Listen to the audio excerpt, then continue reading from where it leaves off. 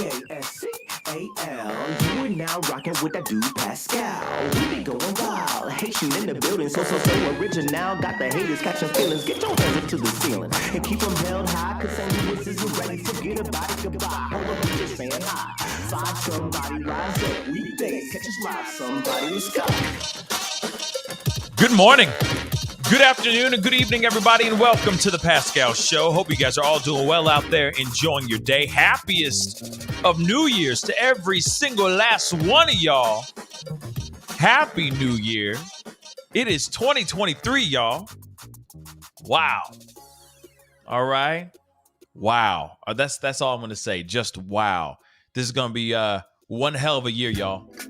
It's going to be one hell of a year. So I hope nothing but love, light, prosperity, health, wealth, and all that good stuff in this new year. First day into the new year. How y'all feeling? You feeling good? You feel a little hungover? If you are, it's okay. All right. It's okay. There was a reason to celebrate, to say goodbye to a crazy year and to get ready for a new one. All right. But nonetheless, hopefully you guys had a good one. If you kept it low key, hopefully you kept it low key around somebody that you love or around people that you love. That's the most important part. Whatever you did, hopefully it was around someone or people that you care very deeply for. Okay? Man, we got some things to talk about. We got a lot. I got a lot of windows here. Okay? A lot of videos, a lot of things that have been developing, some new information on some things that we were asking about yesterday. So we're going to be confirming some things. It's going to be an exciting one today, guys. It's going to be an exciting show. We got a lot to talk about. Okay. So I appreciate all y'all for coming in, filing in, and being a part of the conversation. All right. I really do appreciate that. But before we jump into everything really, really quick, if you're interested in winning $100 in the new year, making some new monies in the new year, all you got to do is click on the link that I have pinned to the top of the chat right now, or it's in the description box down below.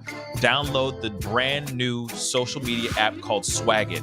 Download that. Follow me on the Pascal Show, one word. All right. You get exclusive content from me over there. All right. You're not going to get anywhere else.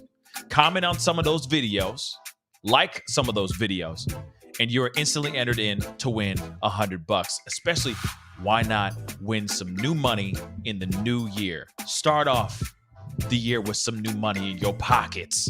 So go click on the link, follow me, comment, and see if you win that $100. We'll be making an announcement on who the winner is very, very soon, within the top of this month. So keep your ears open for that, okay? That would be greatly, greatly appreciated. And that's another way of supporting my channel, supporting me, is by going over there, downloading that app. So go and do that, okay? I'd really appreciate it. Also, while you're here, hit that like button down below as well. Don't forget to send that past 400 likes as I see you guys start to file in. I appreciate every single last one of y'all for being here.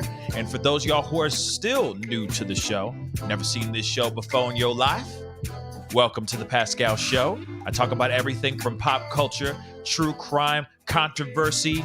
I even do celebrity interviews and other interviews as well. You name it, we do it right here on the Pascal Show. So hit that subscribe button if you just like the purple tree. All right? The purple lit tree, because it's a black tree, actually, if you didn't notice that. That's a black tree. Yeah, that's a black. Yep, that's a black tree, just so y'all know. So hit that subscribe button, all right? Be great to have you a part of the Pascal Show family. All right, guys. We got some things to get into. Y'all. So we're going to get straight into it because we got a lot, okay? There's a lot of things that we need to look at. There's some things that we're going to be taking a trip down memory lane again from yesterday.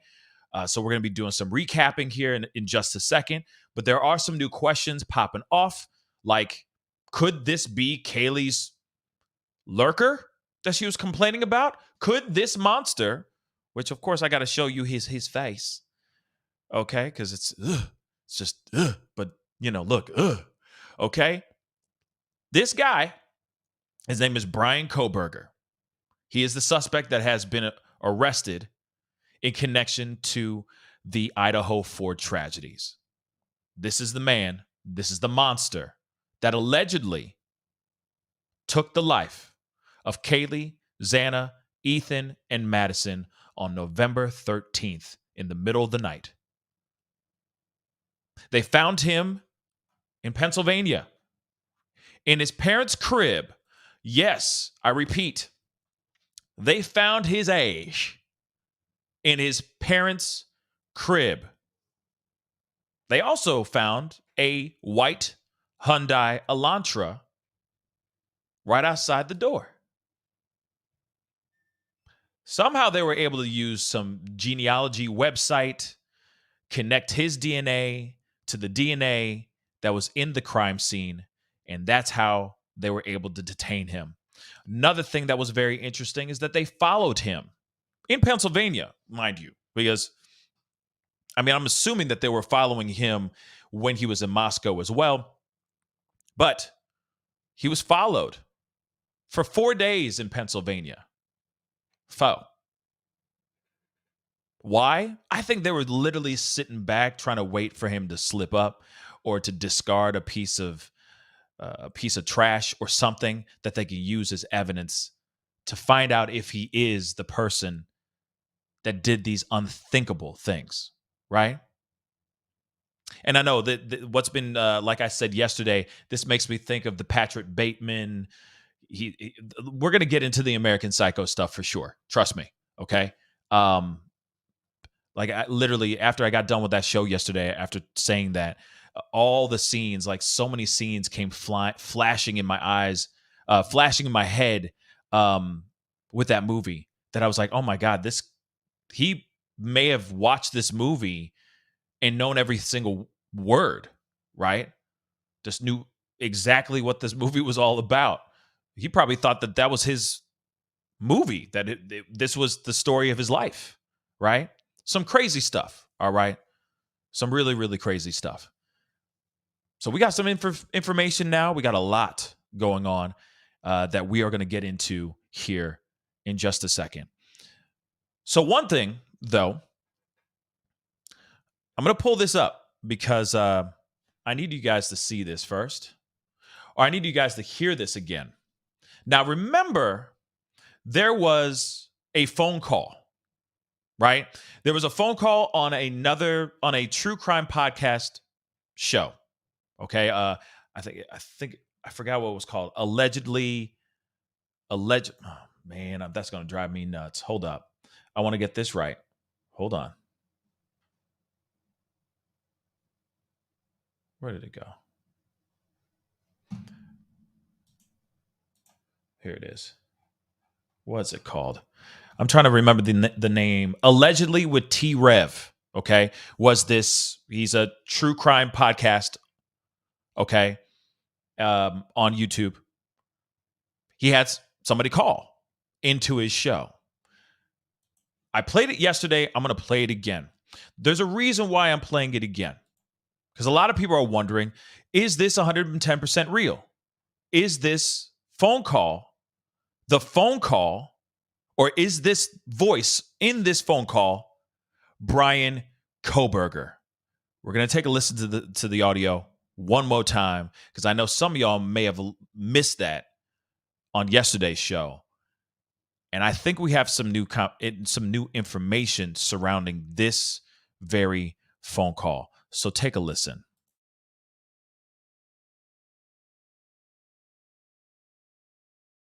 I live in a college town, and I've worked with probably at least 10 Sigma Chi members.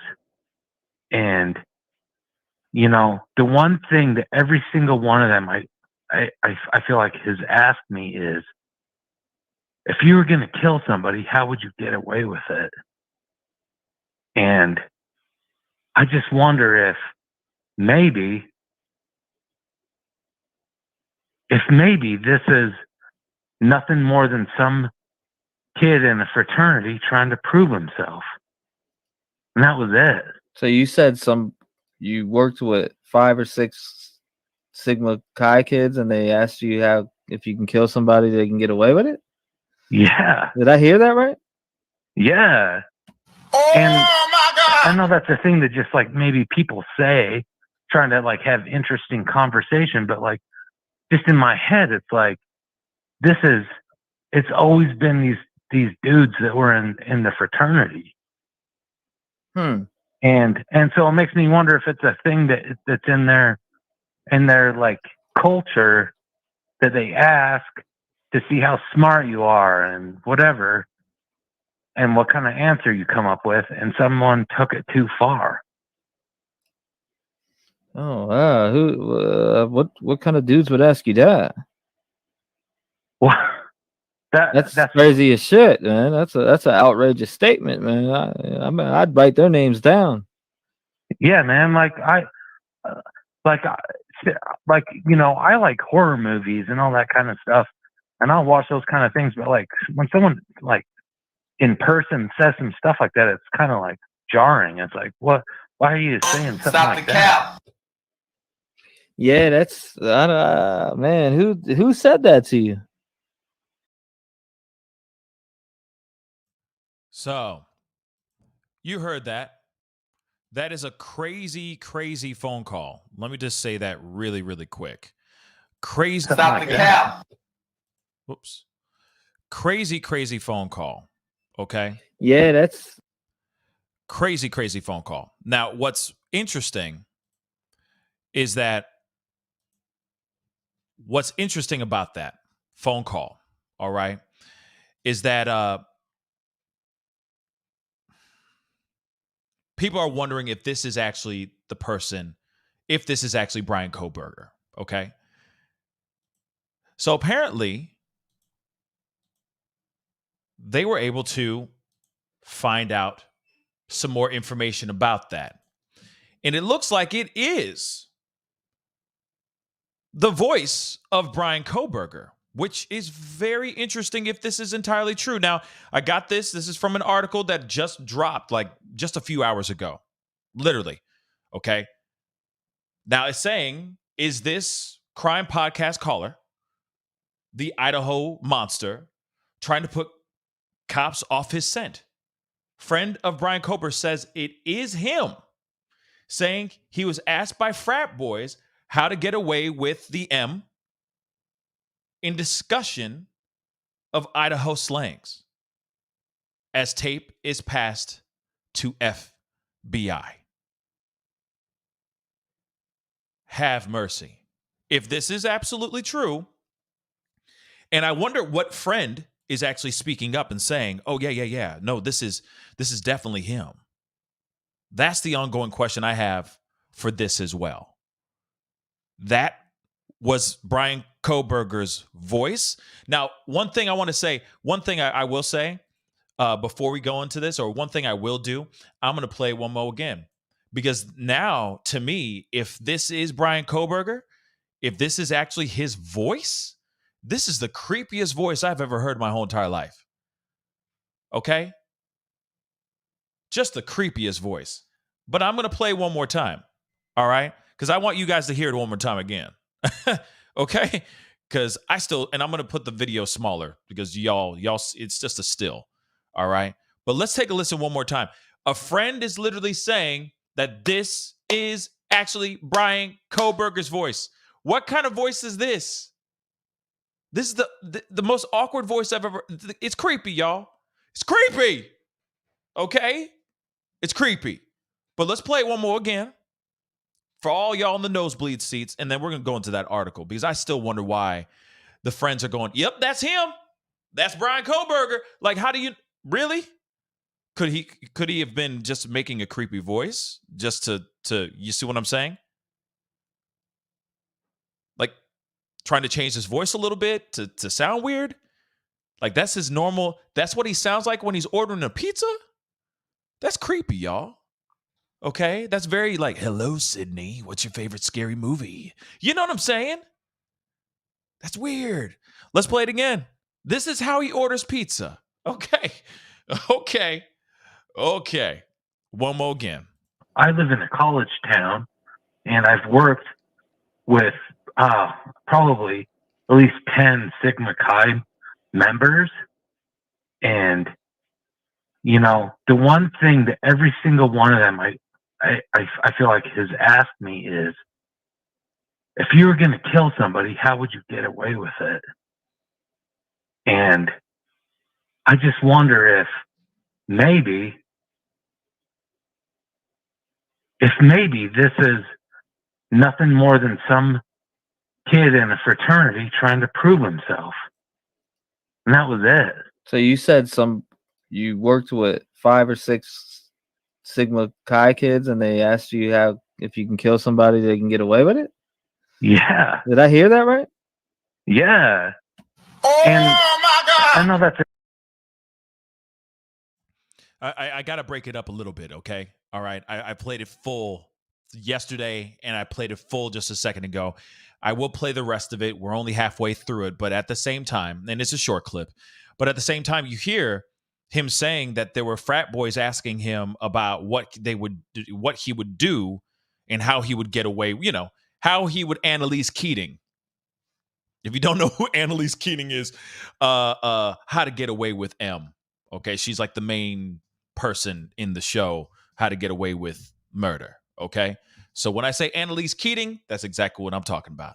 Annalise Keating. So these guys come up to him, randomly strike up a conversation with him about how he would get away with Annalise Keating. Does that make sense to you? Then on top of it, like, we're going to keep going, but why? I keep asking why would he call into a podcast and start talking? See, this is the narcissism that we're seeing. If this is 110% really him, this could sound like him. The friend could listen to it and just be totally just jostled by the idea that this friend did the unthinkable and go, yeah, that does kind of sound like him. Right? Possibly. But that's a stretch in the dark. That's a shot in the dark as well. So the fact that a friend already stepped out and said, yeah, that's him. And the fact that he's calling and going, yeah, you know, friends, I had, you know, frat boys asking me about how I'm going to do this thing. Like, what? This is one cocky mother, shut your mouth. Literally. And then the other part is, why would any frat boy randomly just walk up and go, you know what? I got a question for you, buddy. Like, why?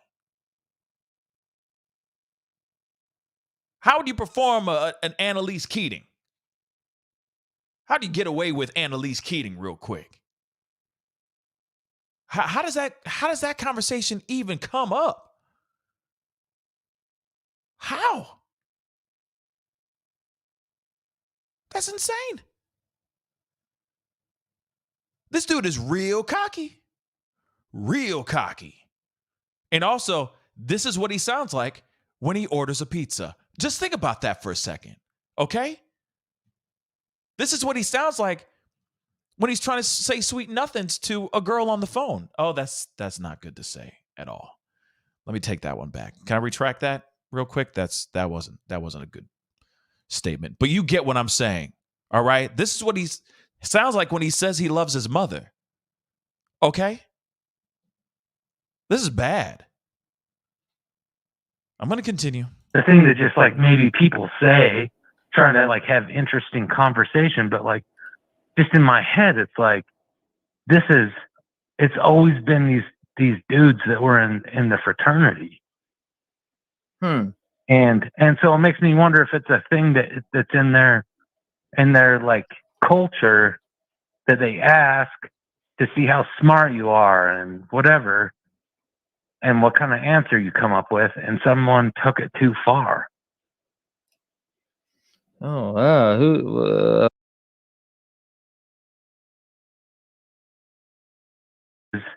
It's always been these dudes that were in the fraternity. And so it makes me wonder if it's a thing that's in their like culture, that they ask to see how smart you are and whatever, and what kind of answer you come up with, and someone took it too far.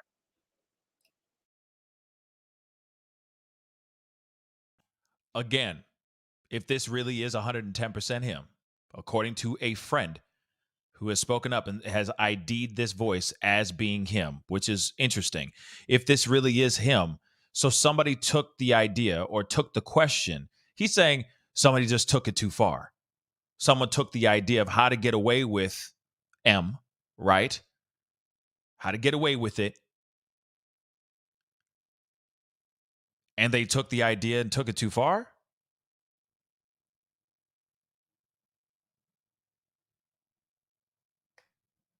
Doesn't make any sense to me. Again, doesn't make any sense to me. Now, one thing I will say, I've got words said, Pascal, start fact checking one day. This is not him. According to news reports, this voice has been connected or ID'd as Bryan Kohberger's voice. I just showed it. I've got words. You might be late to the party, but I have actual periodicals written in black and white saying otherwise. But hey, it could be him. It may not be him too. But a friend has ID'd this voice as it being his. So I did my fact checking. Thank you. But what's interesting here is that he's saying that maybe the idea was spawned from a conversation that he had with frat boys. But then on top of it, he's trying to throw people off.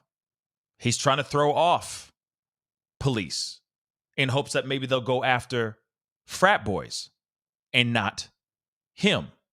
Again, if this is 110% him saying this on this podcast. But it does show many different things. One, that he wanted to talk about it, that he's proud of it. Two, he's cocky. He thinks he's untouchable. Three, he's trying to throw everyone off, given the fact that we've all been thrown off. I mean, for the past few weeks, we've thought we've said everyone's a suspect, right? So he's like, oh, no. I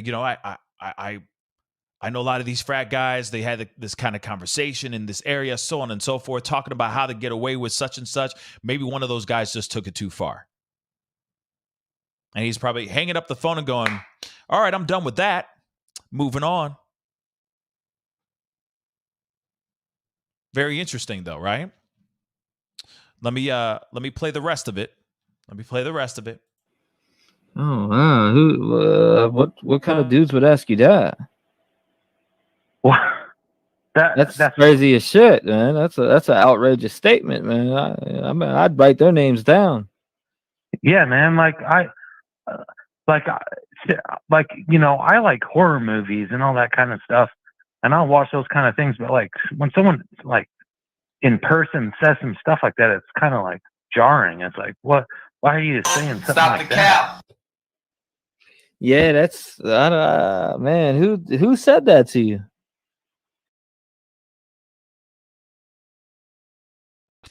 I'd like to know that same thing too. Because if you really think about it, what if he's telling half truth there too? What if he's saying something like, yeah, people asked me about this, X, Y, and Z, and we talked about this idea, this idea of how to get away with M. And then I said, that's not a bad idea. Let me give it a shot. That could be it too. I don't know. I also do, but I do think more importantly, this is something that he's been obsessing about for years. If not for years, then for a little while. Okay.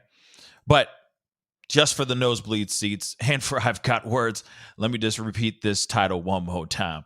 Okay. Fact checking my ass. Moving on. Here it is. Is this crime podcast caller, the Idaho Unaliver, trying to put cops off his scent? Hold on. Let me get this bigger so that you guys can see it, because apparently I don't fact check. Hold on. 1 second. Bigger for your eyes. Okay. Boom. Read it with me. Follow the bouncing ball.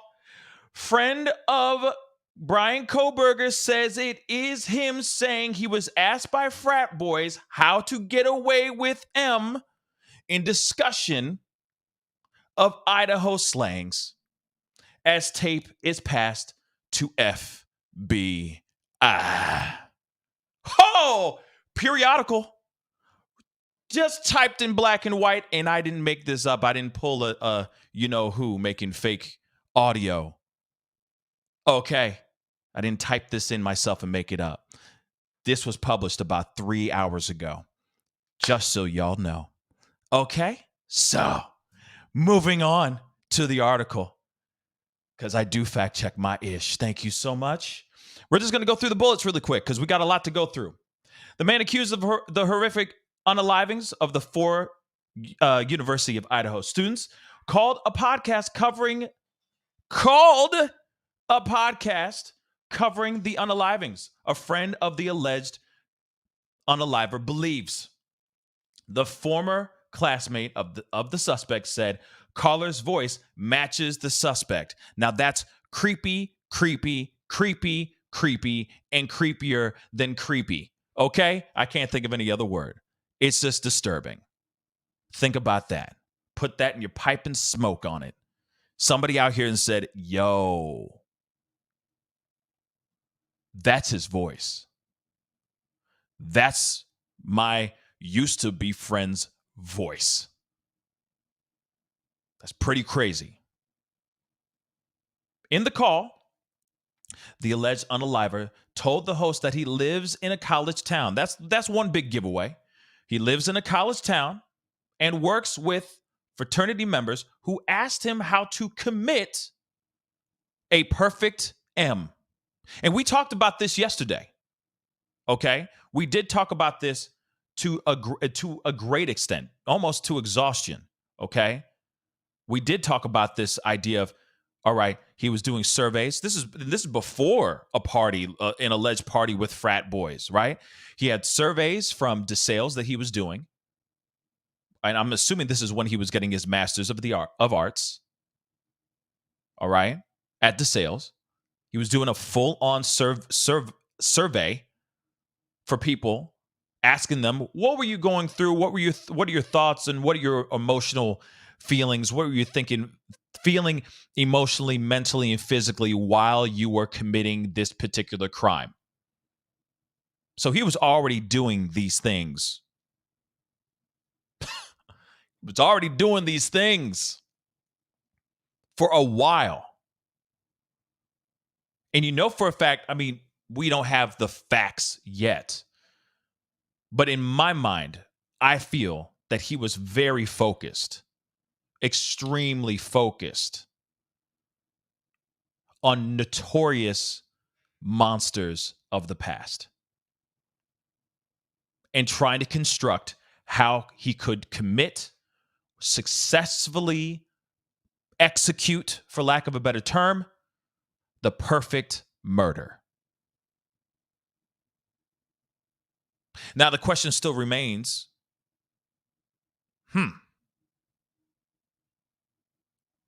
was he lurking after these girls? Was he the stalker? Was he that lurker that they were claiming in the past? Or was he not? We're going to get into that in just a second. But they say, of course, like I just said a second ago, and let me blow this up because, it's written in black and white in an article as well. BK, who some experts believe used information he learned as he pursued a PhD in criminology to hone his skills. Can't say that word, unfortunately. But that's what they think, that he learned these things and then he wanted to create and execute the perfect tragedy, the perfect heinous crime, walking out undetected. Pretty wild, right? Pretty wild stuff. Now, this is something that we've already talked about before. We have talked about this before, okay? And we'll continue to talk about this because there's still more information. We're still learning things about this. But now they're saying that phone call, a friend has ID'd that phone call as being Bryan Kohberger on a podcast talking about maybe some truth in there and maybe not. Clearly, he said, "Oh, I lived on a camp. I live on a campus. I live on a college in a college town. I was talking to some frat boys." So he clearly is getting off on this, y'all. This dude's getting off on this. Okay, but the fact that he's calling in, hold on. The fact that it just to me this is hold on. Let me just. I'm kind of getting ahead of myself right now, but I want to show you guys this too because I actually think it's kind of hilarious. Where is it? Where did it go?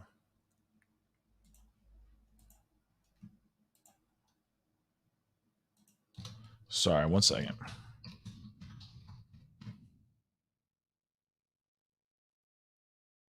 Where is it?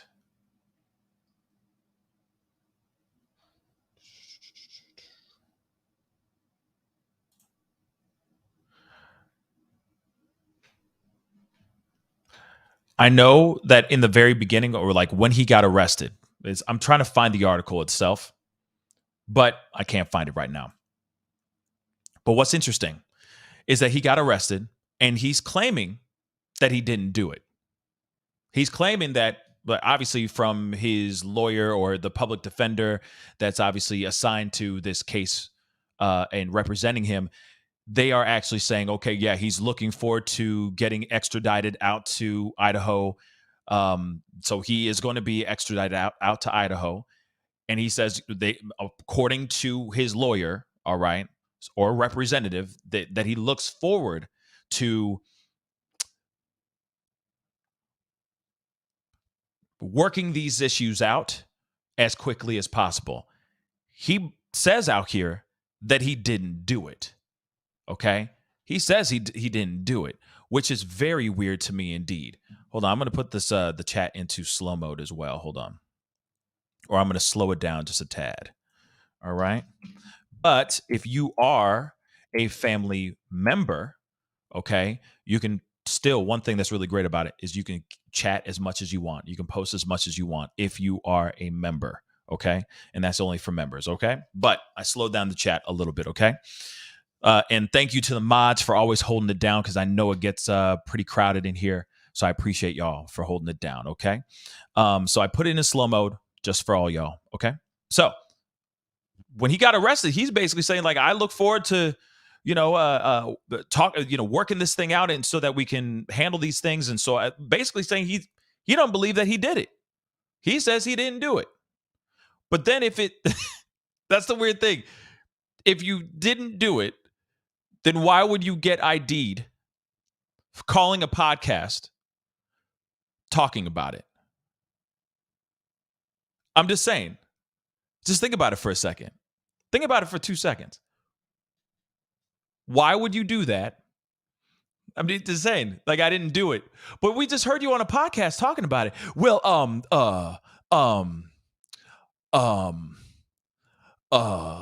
wait, please somebody explain that to me. Explain that to me. How does that work? I'm sorry, it's so stupid. It's so stupid. Oh, I didn't do nothing. But you called a podcast talking about this, man. I'm sorry. It's so stupid. I'm sorry. Dude, why would you do that? Sorry. But why? Why? Oh, it's so good. It's so stupid. Okay? Oh my God. I didn't have sex with her, but we saw you crawling out the window of her crib. See what yeah. Like, come on. I'm sorry, it's so stupid. Okay. Let's get into this because we got to go into a little bit more about this individual.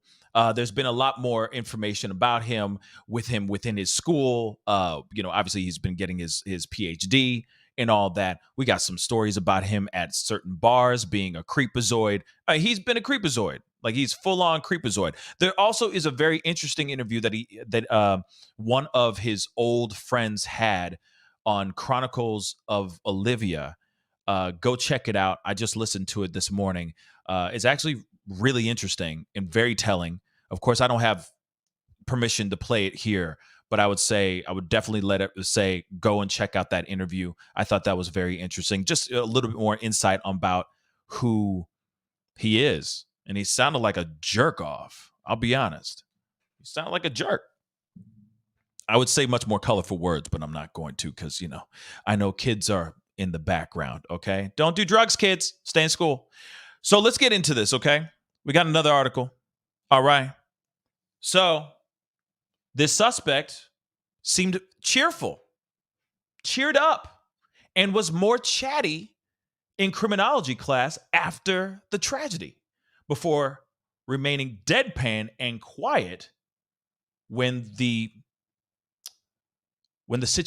tragedy was discussed, according to classmates. So after he did everything, let's keep it real. It's like he got his high. He got exactly what he wanted. He walked out undetected, unscathed, as far as we know. All right.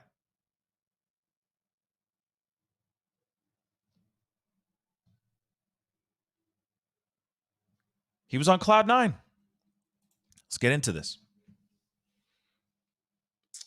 So classmates of the suspect have said he became more chatty in their criminology class after November's tragedy, but turned silent when the conversation turned towards the incident. And of course, it's a criminology class, so of course they're going to be talking about that. I'm sure they went into great detail and talked about all kinds of theories and then some, revolving around what happened to these four. So we already know he was taken into custody, but students who attended Washington State University with Kohberger were shocked to learn that the quiet man in their classroom was the prime suspect in the brutal unalivings. So B.K. Norton, who's in the same criminology justice graduate program with Kohberger, said her classmate appeared more animated and talkative following the tragedy. He seemed more upbeat and willing to carry on a conversation, she told the New York Times. But Norton, B.K. Norton, noted all his enthusiasm would go away and he would become quiet and deadpan when the class would discuss the case.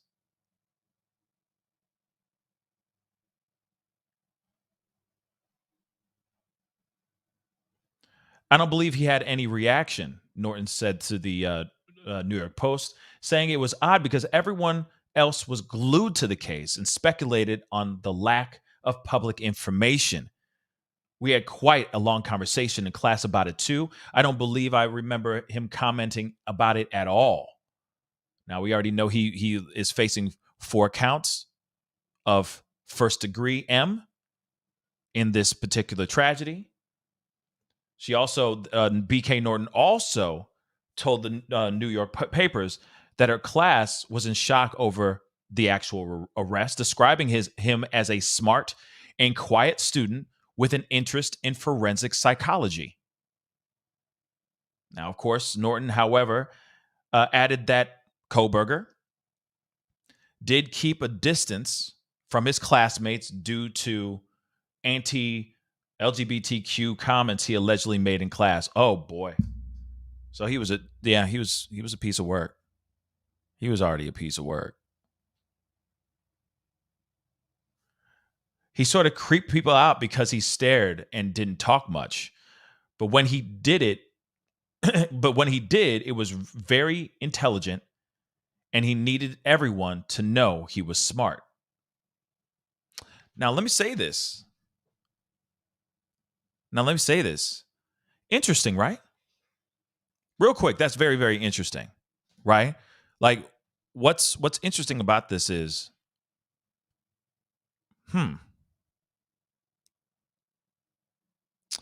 What's very interesting about this, okay, is that it does give off, like, I could see someone like this calling a podcast, any podcast, and just trying to see how far they can get away with it, pushing the envelope a little bit. And you know how it is. Like, let's keep it real. You know how, like, you know how you go and you know some secret. Maybe it's going to be a surprise birthday party for someone that you love, or you got a gift that you can't wait to just give out, and maybe you just leak it, right? Or you just throw it out, right? Here it is. I can't do it anymore. Maybe that's what was going on with that alleged phone call that was on that podcast. If that is 110% him, that'd be very interesting. That'd be very, very interesting to see, like, where he just couldn't hold it in any longer. He just had to share it with somebody. He had to boast and brag a little bit.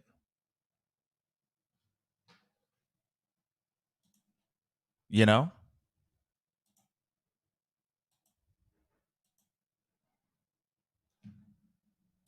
So that, I think, is very interesting as well. Because if you really think about it, that does say a lot about who he is. BK Norton is describing, in my personal opinion, what we just heard in that phone call too. Maybe he's not very talkative in general, but when he does speak up, you know, he wants everybody to know how well thought out he is, how articulate, how smart, how brilliant he is. Which is interesting, because then that also goes into the idea of maybe he thinks that he concocted the perfect crime where he can walk out undetected.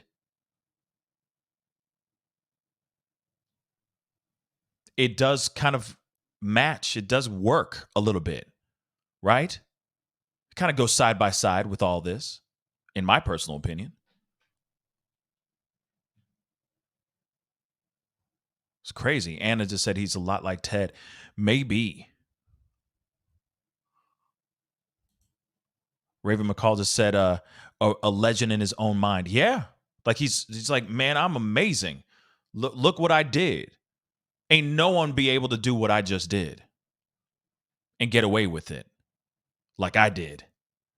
But I can't hold it in any longer. So let me make this phone call really quick to this podcast and talk about it. Throw people off even more.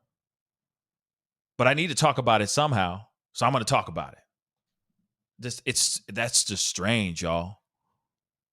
To me, that's just very, very strange. Very, very strange. But let's continue on. There's more in this article, I think. Yep, there's another classmate. So another student who spoke with the Times they wanted to remain anonymous, backed up Norton's claim, the person who spoke on BK earlier, and said that he didn't have many friends at the school because of his alleged offensive remarks.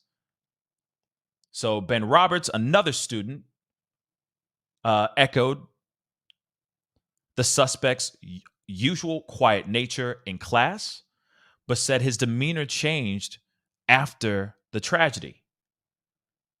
He was starting to show up really tired. He'd always have a cup of coffee in his hand, and he kind of looked like he was riding the knife edge between worn out and completely exhausted. And I wouldn't be surprised if he was on the knife edge of worn out and completely exhausted. One, I'm sure he was absolutely terrified and nervous about getting caught. Two, probably the excitement of it all. Three, there are podcasters and TikToks and Instagram and YouTube sleuths out here, internet sleuths, armchair detectives constantly posting something everywhere. Reddit, chat forums on Facebook, and all the other social media platforms that you can think of. I wouldn't be surprised if he was scouring them all to make sure, just to make sure that he wasn't getting caught or that someone didn't expose him. So I wouldn't be surprised if he was doing all that too. He probably barely slept because of this. I don't give a damn. Let him be sleep deprived. But clearly, he was real hype about this. And I'm sure, was sitting there trying to make sure that he committed the perfect crime. Because this could very well be the one and only he's ever done. But he's been fantasizing about it. He's been daydreaming about it. He's been doing surveys and interviewing people and doing all the kinds of research he can think of to do said crime. So now it's like, I want to make sure my experiment worked. Right? Very interesting. Of course, this is the TikTok that I showed you guys yesterday of it was like a friend that grew up with him talking about how she just didn't know and how she was thrown off, and talked about his heroin addiction when he was in high school, which is also very, very interesting. We also saw another video of another classmate that stepped up, went on TikTok and was like, yo, he was a really nice guy. I can't believe that this is him, that this is the guy. A lot of people were very thrown off about that. All right. Casey Arnst, 29, old friend of Kohberger, recently took to TikTok to describe details of his life. She told how the last time she spoken to BK was 5 years ago when they ran into one another at a wedding when he appeared well after allegedly using drugs during high school. Yeah, apparently he was deep into H, hard into H. All right. So back in 2017, when I spoke to him, he was clean. This is what Casey said in this video. He was doing security detail at a school, I believe, but he seemed like he was better. Obviously, that wasn't true. Reports show that while working at his alma mater, Pleasant Valley School District, in 2018, he earned praises for saving another security officer's life when the officer was having an asthma attack. We read that the other day when we first broke about this monster, about this suspect, all right, which is very interesting as well. All right. Casey's brother, Thomas, described. Okay, and so this is part of the interview.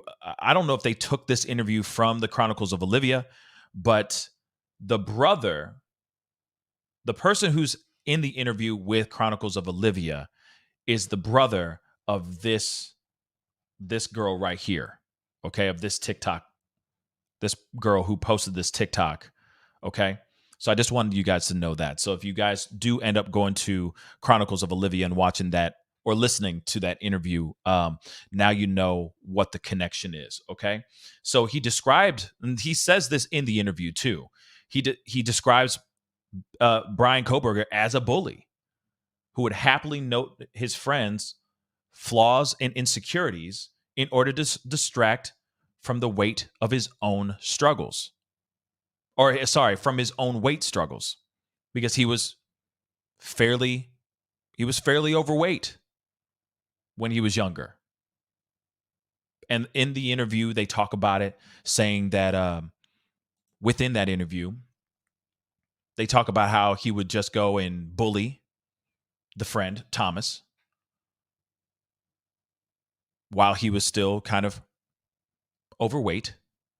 But then later on, he starts getting into a fitness kick, and he starts working out and hanging out with other jocks and other meatheads, other gym rats and all that. And then they just stopped being friends. But it was because Thomas walked away because Bryan was a jerk.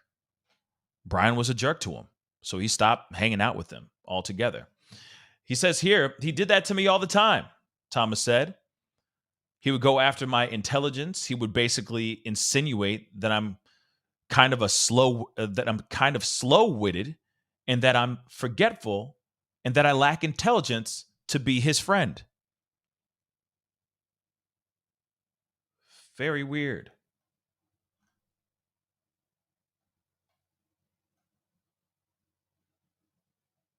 Oh, this is the other part that I found very interesting too, right here underneath this. In the pursuit of learning forensic psychology, Bryan Kohberger took classes at DeSales University from famed criminologist Catherine Ramsland, who has written extensively about psychology behind unalivings and how investigators hunt them down. This woman taught this man at DeSales University. You understand? It's like he was learning how the sauce was made. Okay? He was learning the secret ingredients. He was getting a glimpse behind the veil, behind the curtains, on how they conduct and how they investigate a crime scene, a murder scene. He was learning this from one of the best. Can you imagine that stuff? That's insane. And Shari, hold up. Shari, there's an interview of her. Now I'd like to see that too. I'd like to see that interview. But he was learning from her. And unbeknownst to her, this man, this guy was taking these notes not because he wanted to be the best in this field. He wanted to be the best monster he could be. Again, I said it before. I know I sound like a broken record. I don't care.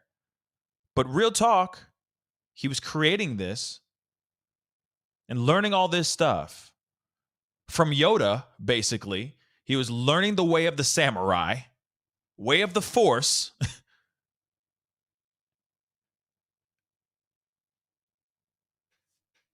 That's just wild, y'all.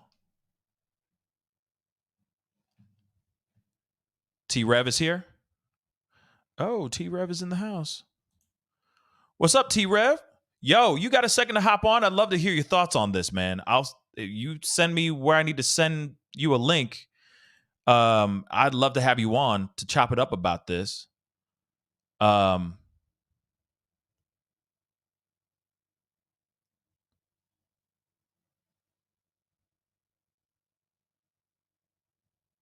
Wait, hold on. I'm sorry. I'm reading the things right now.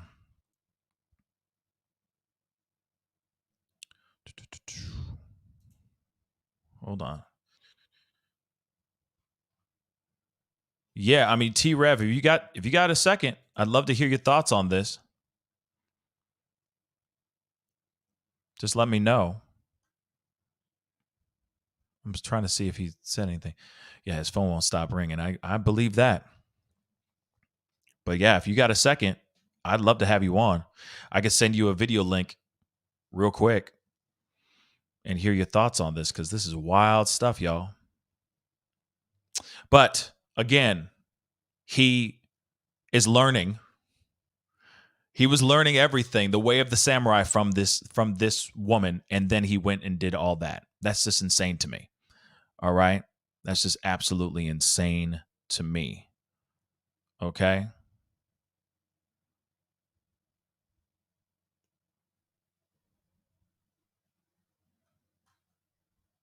Yeah, I don't know. I guess T-Rev disappeared. But I understand he's probably slammed. But if he does, if he does respond, let me know, because of course I got to conduct this show and keep it moving. But I'd love to hear his thoughts if he's around, because that's some wild stuff, y'all. That is some wild stuff.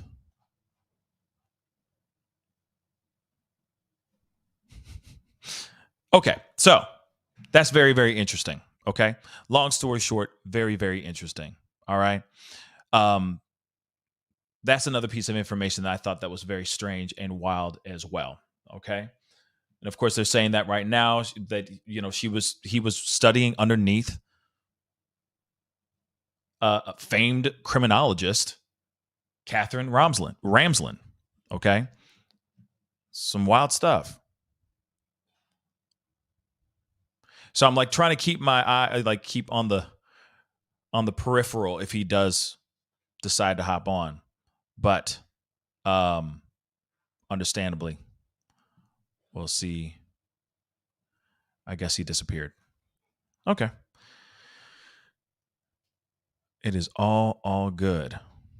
Emily Dawn, thank you so much. Just found your channel and love your coverage of this case so far. Thanks. Thank you. I do appreciate the support. Thank you. I appreciate it. But all right. So I think that's very, very interesting. So they also say classmates. Let me get this back up and big again for you guys. They also say that classmates at the sale said Kohberger took the course Psychology of Death Investigators, named after one of Ramslin's. Am I saying her name wrong? They spelled it wrong. But Ramslin's books, and had completed a research project asking ex-cons to map out how they committed their crimes. We already know about the research project. We already know about the surveys and all that, which is very, very interesting. Is he back? I guess. All right. Yeah. Let me know if you're down to hop on. I can send you a link. Love to have you on, T-Rev, because I'd love to know a little bit more about this. Because that's some wild stuff. If you down, just say yes, and I'll put in the link. It's that simple.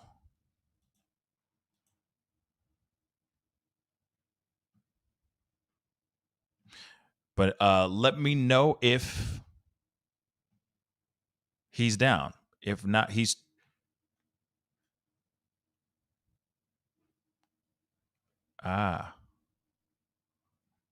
Well, I mean, if he's got... I'm down, brother. Yes. Okay, so I'm going to send...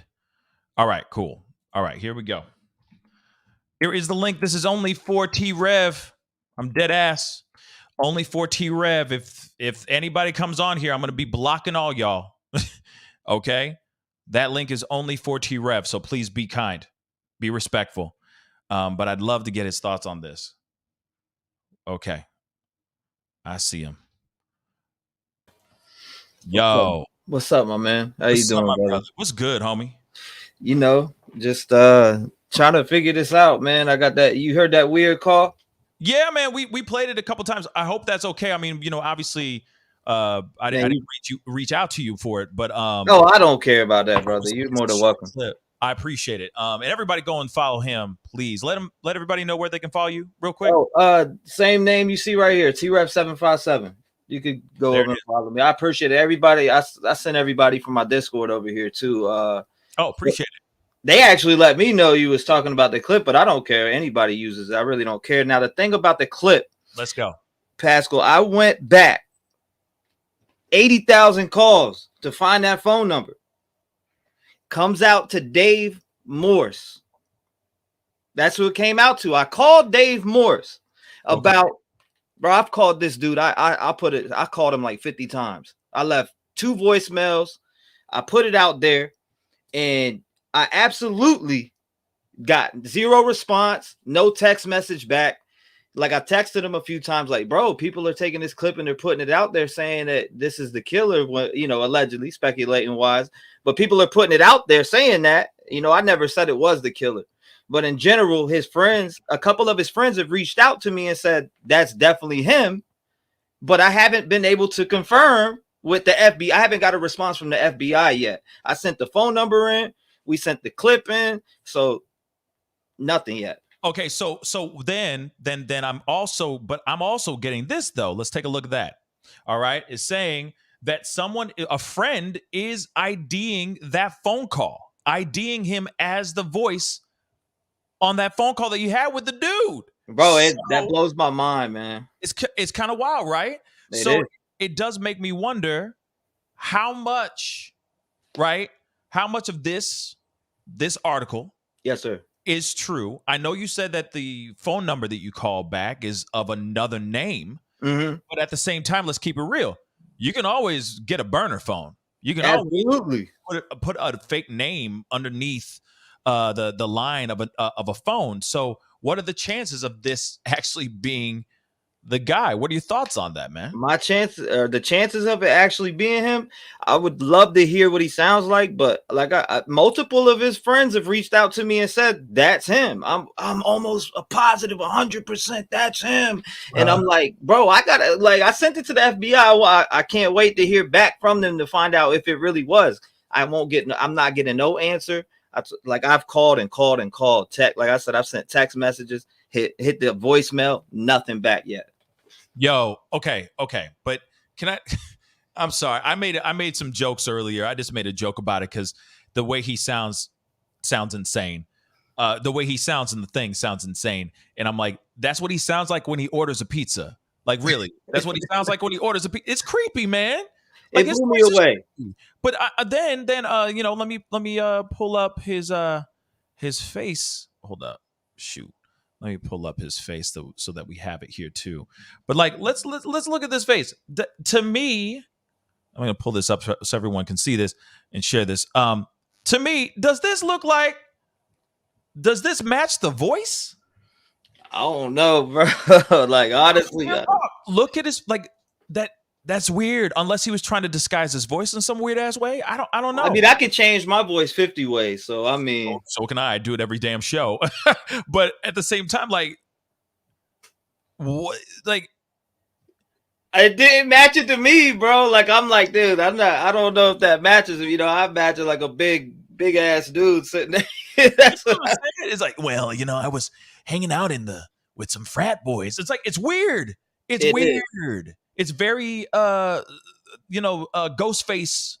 So what was your thoughts on the call? What did you think about the call when you heard it? Because personally, I want to confirm that it is him. And like I said, his friends have reached out. They said it is him. But I wanted to confirm it. Let me ask you this then first. Let me ask you a question, or let me answer your question with a question. Yes, sir. How credible are the friends that have hit you up saying that it is his voice? One of them was, I'm pretty sure the one that was on the news was one of them, and the chick on TikTok.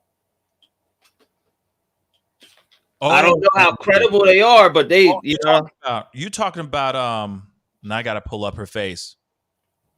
You talking about this girl here? You talking about her? You talking about her? Yes. She ID'd it? That's it. Allegedly, she hit me up and said yes. Allegedly, she hit you up and said yes. Yeah. I mean, you got people that reach out to you all the time. Right. So it's like, yeah. Wow. Allegedly, it was her that hit me up and said that. I didn't even know people that sent me this TikTok. I'm like, what? Where? And I go on to Twitter, and then I went on to TikTok. And between TikTok and Twitter, dude, that clips of that phone call are like over 15 million views everywhere. I'm like, good gracious. No. People want to interview me. I got medias that want to interview. I'm like, I want to confirm it's him first, please, guys. Like, let me confirm it's him. But yeah, man, it's telling when you got friends that come out and say that's 100% him. It's like, damn, what do you say to that? If the friends are hitting you up and saying that's 100% him, especially like, some of these, like Casey, if I got her name right, Casey, the recent TikTok where she was like, I grew up with him, I knew him, all that stuff, drove around, didn't know he had H on him, all that stuff. The fact that she is allegedly reaching out to you and saying, yeah, that's that mother lover, to me, that says it's him. And it does fit his MO. It does fit his vibe. It does fit what they're describing him as right now. So when I see this, okay, we have to play the clip again because we got you here. Okay. Yeah. So let me ask you this while I'm getting this up. Could you tell me what led to this phone call? Can you kind of set it up before we get into it for us? Straight up, I was running a live podcast, guys, and I'm talking to the viewers. I was running a live podcast like I always do, with the phone calls open, with the phone lines open, and I got this. I got one call before the person hung up, and then he rung right on in. I answered it. He said, "Dave, I'm in a college town." Sorry, say that again. I'm sorry. Say that last part. Yeah, no, I said when this lady called before him, hung up. And then all of a sudden it popped in and said Dave. So I clicked it, answered it, and then that's how it happened at 12:33 a.m. at night. Damn. It's so random. And that's just such a random thing because you just never know who you're gonna get. That's what happens when I get phone calls. You just never know who's gonna call in and all that. Was that the creepiest call you've ever had on your phone on your show, or is it kind of the same vibe a lot of times? Creepiest. Hey, my antennas went up immediately, bro. Like I started fumbling in my head, but I'm like, I just gotta keep this guy talking. I don't know, he's weird. It's sticking. Like it was something weird about him that just made me wanted to, get him to keep talking. That's why I slipped up, and if you listen, I slipped up and said you said 5 when he really did say 10. And he didn't correct me at first. I think the first time maybe he corrected me, or he didn't correct me at one point at all. I was like, you said 5 or 6. So he just you know what I mean? He kept. And the thing that's so weird about the phone call is if you look at the survey, the questions and everything are just like very similar to that survey he had. Yeah, I need to know what you think about that. Did you see that survey? That survey was insane, man.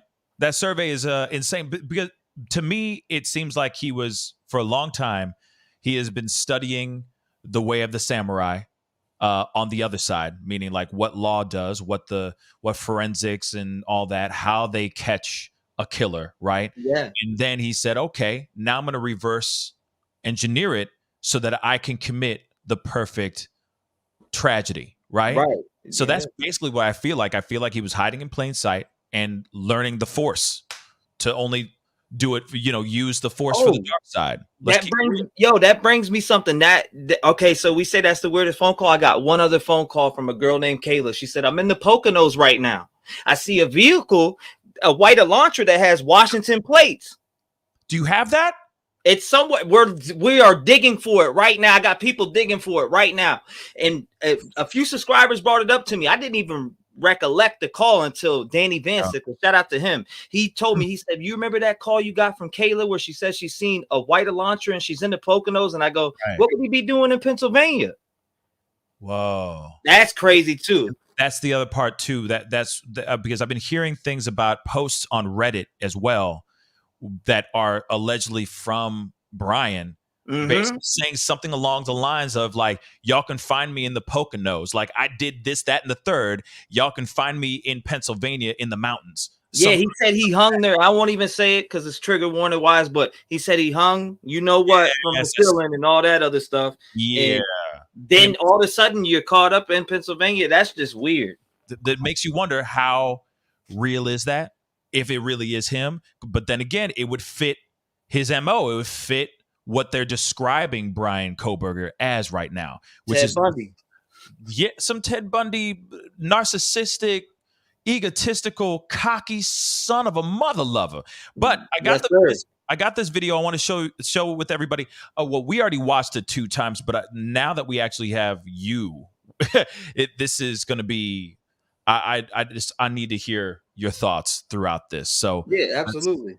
Let's rock and roll. Let's get it. I live in a college town, and I've worked with probably at least 10 Sigma Chi members.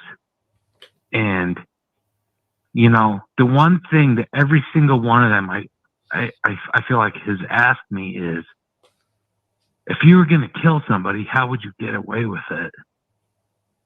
And I just wonder if maybe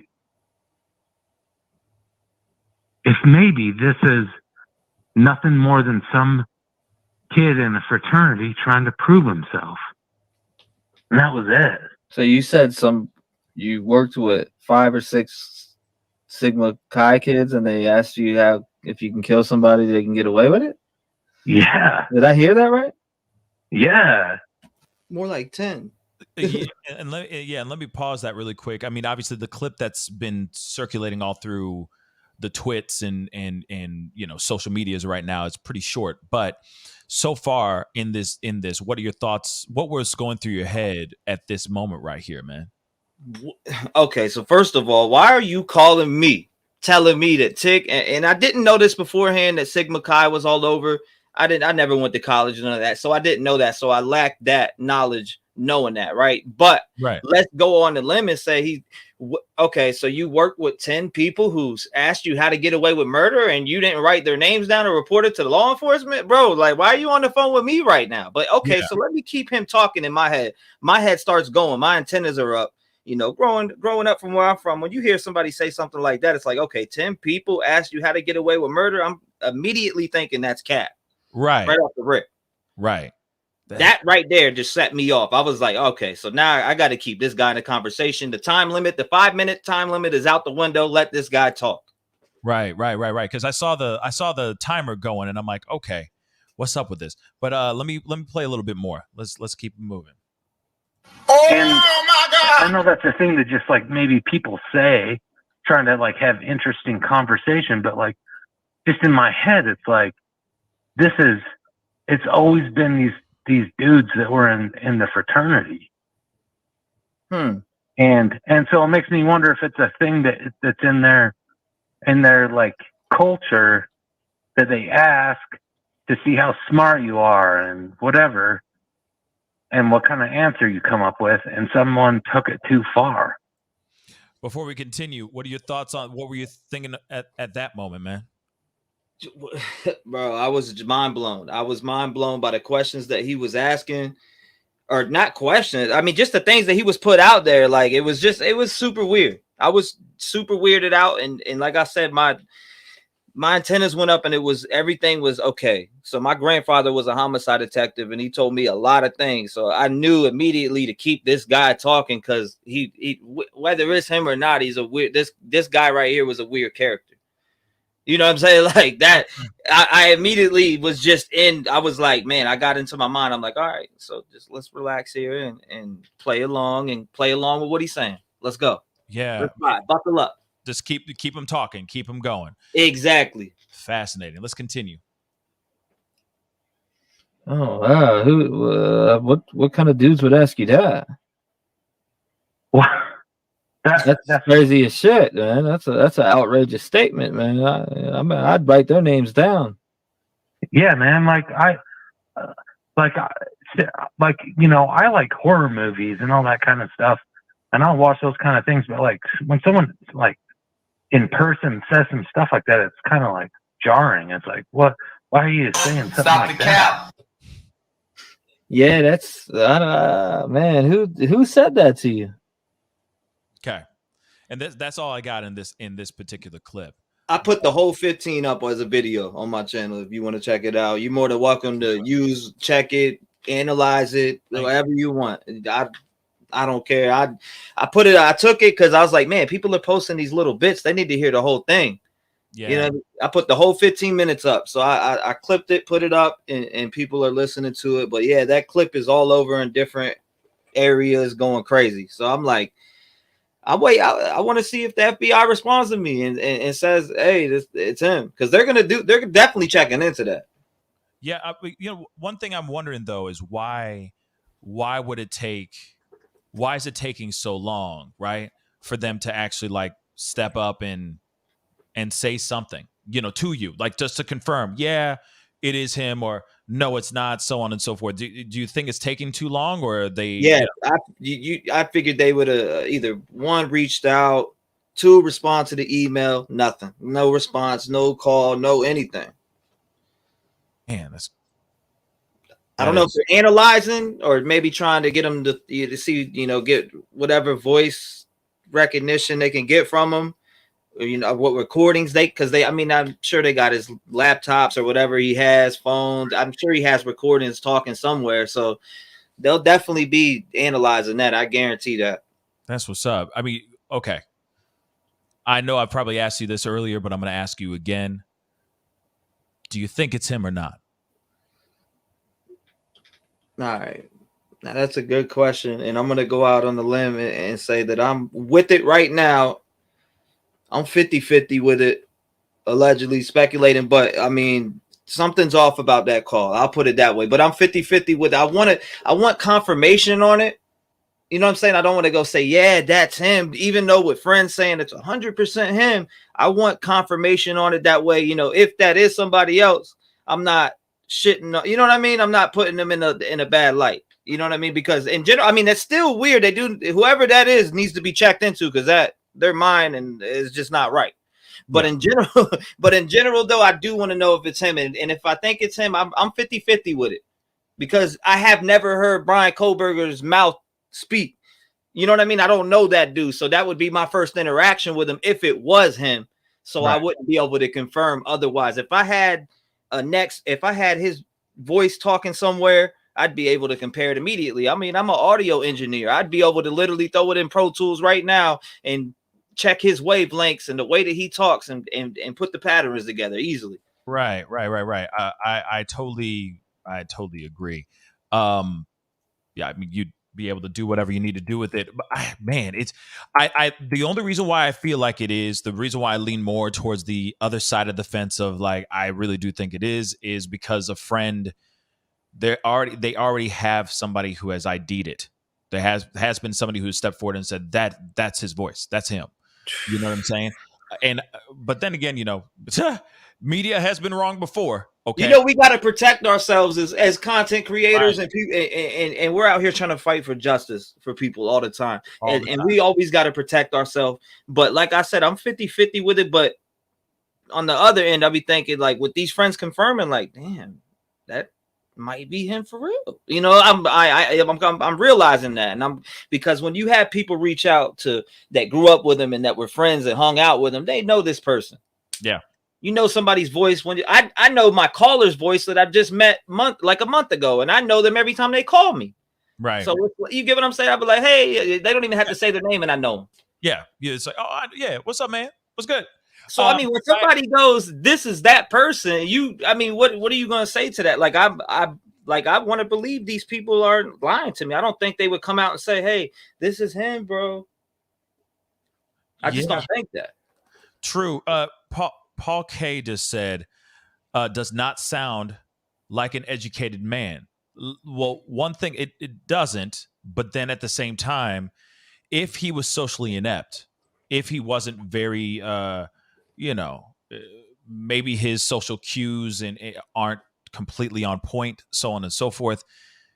If he was, I don't know, maybe coming off like he's on the spectrum in some type of way, maybe when he speaks, it's coming off weird. It comes off strange. But this also could have been a very nervous man, or a very excitedly nervous man trying to get off on the fact that he just got away with the unthinkable, or thinking that he was, and having some fun saying, oh, yeah, I would check in with those frat boys. Mm-hmm. Look into those frat boys, though. But I don't know. I mean, to me, I'm on the fence. What do you think? Do you think that's him? I'm leaning more on the side of, I feel that it is him. Mm-hmm. I do think it's, you know what I mean? I think he's socially awkward. I think it's somebody who is like completely just not connected to the world at all, the way the world is right now.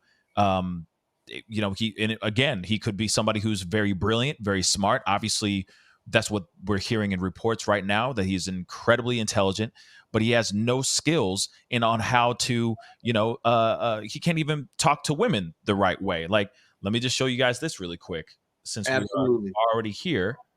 And since you're here with me, let me just grab this really quick. Nah, take your time, brother. I'm relaxing. Where is it? Damn. Here it is.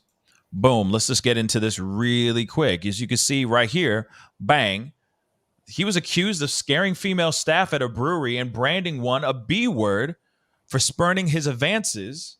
As is revealed, FBI tracked his car across the U.S. for 4 days before nailing him. All right. So an owner of Seven Siren Brewing Company accused Kohberger of harassing his female staff and customers at a Pennsylvania bar. This staff made notes about BK's behavior and that he confronted the man once, but BK refuted the allegations and left. The bar is located near his Pennsylvania home, where police tracked him down after surveying his white Hyundai for 4 days.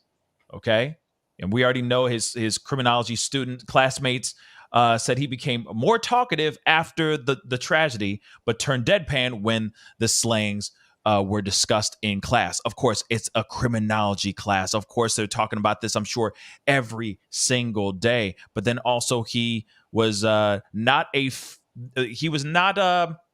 a favored classmate, I guess, because of things that he said about the LGBTQ plus community. So this is another thing. He's made advances. He tried to talk to girls. There's another article where he is literally asking girls who they came with and where do they live, like just at bars randomly, who you come with, and where do you live at, type stuff. Just really super creepy. So it says here, bar near his hometown. Let's see.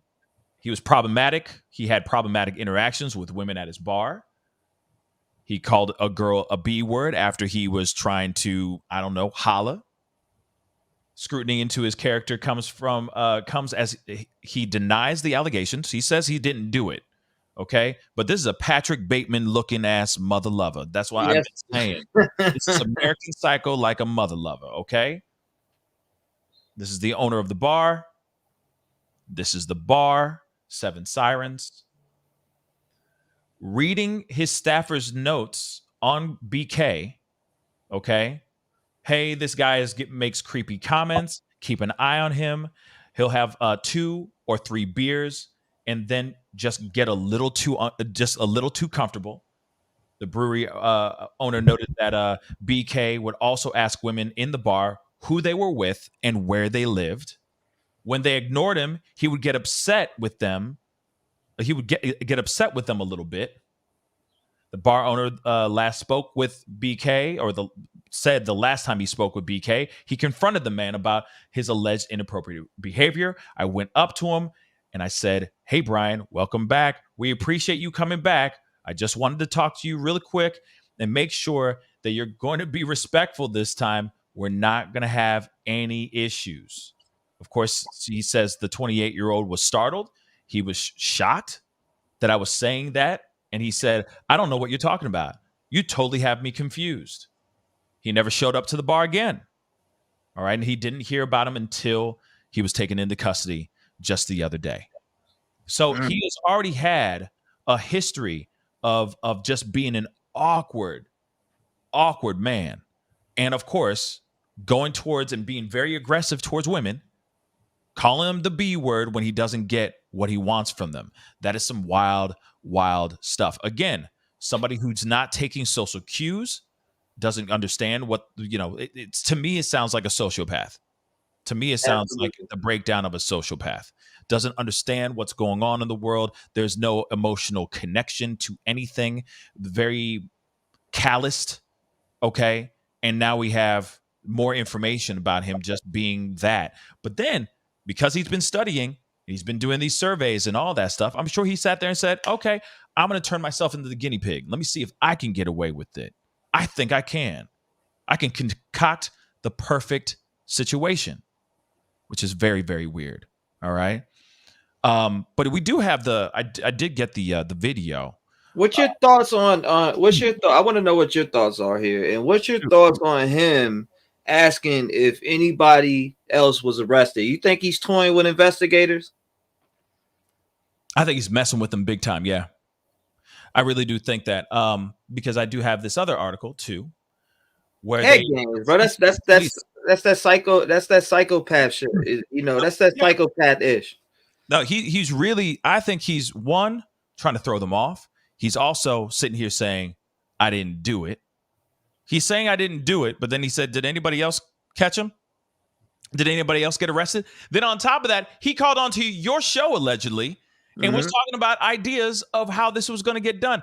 So if you didn't do it, why would you call into a podcast and talk about, well, if I had done it, this is what I would have done, right? That makes no sense to me. That makes no sense. All right. That was a little OJ there too, but you know what I'm saying. All right. Absolutely. That makes no sense. It's idiotic. It's actually comical. All right. You just don't do that. Absolutely. So clearly the mother lover did it. And I do think that this phone call is him. But I feel it in my bones, but I could be completely wrong. Like I could be completely wrong. Now the thing is you said it was okay. I pulled up the interview or the phone call. Okay, you're here. Let's listen to some of it, shall we? Yeah, pull up whatever you want, brother. You play the whole thing. 15 minutes on my the last video that I dropped. Yeah, I just got it right here. So I'm gonna play a little bit of it with the man who interviewed allegedly the monster himself, BK, Bryan Kohberger. Let's take a listen to this, shall we? We're not gonna listen to the whole thing, but I wanted to hear a good portion of it. So I appreciate you coming here, T-Rev. And also, everyone, go follow T-Rev right now. Subscribe to his channel. And if you haven't done it over here too, got to do it. Shameless plug. Hit that like button down below. Don't forget to crush that subscribe button. Damn, what you waiting on? All right. Yeah, make sure you hit it. And go to his too. T-Rev757. Go subscribe right now. Let's take a look at this. From Dave. Oh, he even used Dave. Yep. Hey, what's up, Dave? You live? Hey, what's up, man? Is this T-Rev? Yes, sir. What's going on? Not much, man. I found you today. I watched your live earlier this afternoon and been watching this one. And the thing that strikes me kind of weird about all this is that I live in a college town, and I've worked with probably at least 10 Sigma Chi members.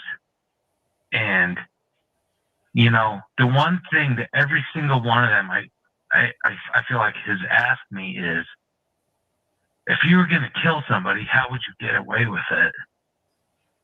And I just wonder if maybe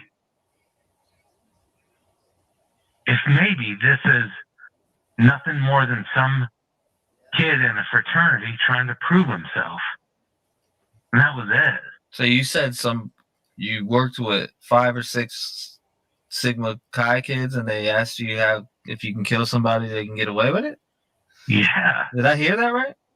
Yeah. And I know that's a thing that just like maybe people say. No correction. Interesting conversation, but like just in my head, it's like it's always been these dudes that were in the fraternity. And so it makes me wonder if it's a thing that's in their like culture that they ask to see how smart you are and whatever, and what kind of answer you come up with, and someone took it too far. Oh, wow. What kind of dudes would ask you that? Well, that's crazy as shit, man. That's an outrageous statement, man. I mean, I'd write their names down. Yeah, man. I like horror movies and all that kind of stuff, and I'll watch those kind of things. But like when someone like in person says some stuff like that, it's kind of like jarring. It's like, what? Why are you saying something like that? Yeah, that's man. Who said that to you? Like literally, like I before I even called, I counted on my hands, like how many of these guys I can remember that I worked with at this bar, and there's like 10 of them. I swear that question has always come up, and it could just be nothing. Like maybe people say that, but it makes me wonder if that's a part of that thing, and like someone just took that question and that idea and like took it too far. Like, oh, I'm going to prove to these guys that I'm in the club or whatever. So let me hear this right. You said you were working with 6 Sigma Chi guys, and they said how could they get away with killing somebody? More like 10. Yeah, more like 10. But they would say that to me. They would say like, You are fake news. if you're going to kill somebody, how would you get away with that? And You know? what are these guys' names? No shit. Well, I'm not going to. Let me get like, come on, drop 2 or 3 of them, first and last. First and last. That's a broad statement. I mean, you're calling me with this information when you should be on the phone with the police. Facts. Well, I'm in a different state. I don't care if you're in Mexico. If that's the case, and people from the Sigma Chi told you that how can you get away with murder? I mean, I'd be on the phone telling them that. Well, I guess what I'm trying to say is maybe it's like an exercise of like, if you were going to make pasta for 100 people, how would you like prepare? How would you like execute that? Wait, I'm sorry. What? Is he? Wait, I'm sorry. What? He's comparing. Wait a second. What? He's comparing making pasta to concocting an M. Mm-hmm. Compare that ish. The what? Antennas were up, bro. I'm telling you, I just heard weird statements as he kept talking, bro. It just got worse. It got worse as it goes. It gets worse. Oh, yeah. We're gonna continue now.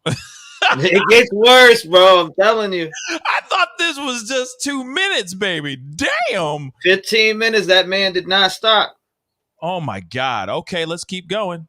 That's why are you talking about pasta, man? He talking about let's continue. Wow, bro. Girls ate pasta at the food truck. Exactly, they did. They ate pasta. Wow. I'm sorry to laugh. This is awkward. To me, Very awkward. This is extremely awkward. We're gonna play the rest, y'all. Sit tight. We're playing the whole thing. Hit that like button. All right. Don't forget, please, get it past 1K from me, okay? Yeah, smash that like button, man. Show some love to Pascal. Get them likes up, man. Get it, subscribe. Rap Gang, if you're in here, make sure you subscribe. Show love to Pascal. I've actually watched his content in the past, and I actually like what he does. So make sure if you support me, make sure you hit that sub button. Damn right. And like. Of course, return the favor too. All fam. All right, go over and hit his subscribe button over on his channel as well. And go to his latest video, this video that I'm playing right now, and just type in the comment section that I sent you. Okay? That would really, really mean a lot. Let's continue. This is just too. He comparing unaliving somebody to pasta. Mm-hmm. Okay, let's go. This is stupid. Let's go. Oh, by the way, December 15th at 12. Oh, I'm sorry. Say that again. No, I just wanted to because I seen people asking. So at this phone call came in December 15th at 12:33 a.m. Wow. Yep, that's what I seen people asking when it was the call. That's when it was. December 15th, right? Mm-hmm. Past midnight. Wow. So this is you were probably one of the reasons why he was up all night, drinking coffee all damn night, all damn day. Let's continue. And I wonder if he's called other podcasts too. Y'all, if you have phone call segments on your show and you're watching this show and had people calling in and one happened to be strange and maybe sounded like this, kind of, sort of, maybe, yeah, you might want to pull that stuff out. This may be the guy. This may be him. Let's continue, y'all. If you were going to make pasta for 100 people, how would you like prepare? How would you like execute that? Like, it's not like they're actually asking you because they want to do it. It's more like, how smart are you? How good are you? That's what I'm getting at, is that maybe they're saying, I'm going to present you with this question and see like how, capable you are like with problem solving and this and that. And maybe somebody at that fraternity took that question and took it too far. So you're saying, so you were saying you were in Moscow. No, I wasn't in Moscow. No, I'm in a different state. So, but you're saying you're in a different state, but you just said Sigma Chi House people. That's how they would get away with murder. So how would somebody ask you that if you're in a different state? Where did that come from? That was my confusion. I guess what You went from 5 to 10. So I mean, honestly, it doesn't even say. It sounds inconsistent. No, I worked with at least 10 Sigma Chi members, but it was in a different state, not in Moscow, in a different state. I'm just saying maybe the culture of that fraternity, like they have questions that they ask, and maybe somebody took that question too literally and too seriously as a way to prove themselves. And what state are you in? I'm in Utah. So I mean, you can't give up the identity of anybody who asks you that. You don't think that's important to the families that need justice? So you don't. These people Well, that no, could be there. I worked with these people. This is probably 10 years ago. I'm not trying to say that I know the literal people. This is more of a me kind of scrutinizing the culture of like secret societies or whatever, like fraternities, like this club mentality, like our group and our thing. First off, real quick, this dude said he lived in Utah. Okay.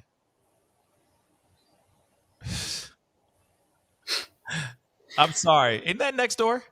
Ain't that near? Isn't that next door to Idaho? Ain't that right there? Right there. Ain't that next door? Okay. Then so he's what the hell? The thing, and that's one thing. Empress Infinite said, yeah, you were asking for some really, really great questions as well.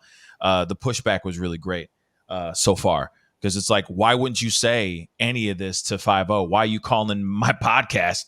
Why aren't you going and talking to somebody about this? Some local authorities or somebody that's investigating this case. It's insane to me that you wouldn't at least say something to them and call me. So that's very interesting. And the fact that he's kind of stumbling, you could tell he's just stumbling a little bit on his lies. Yeah, he's like trying to catch himself, which is weird because he could have just hung up by now, but he just stays. Let's continue. Which I don't have a problem with it necessarily, but it's a thing that's kind of been in the back of my mind through all this. I mean, that's pretty crazy, man.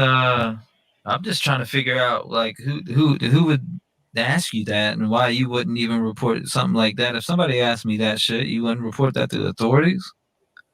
I just kind of thought they were kind of trying to be edgy or something, Like,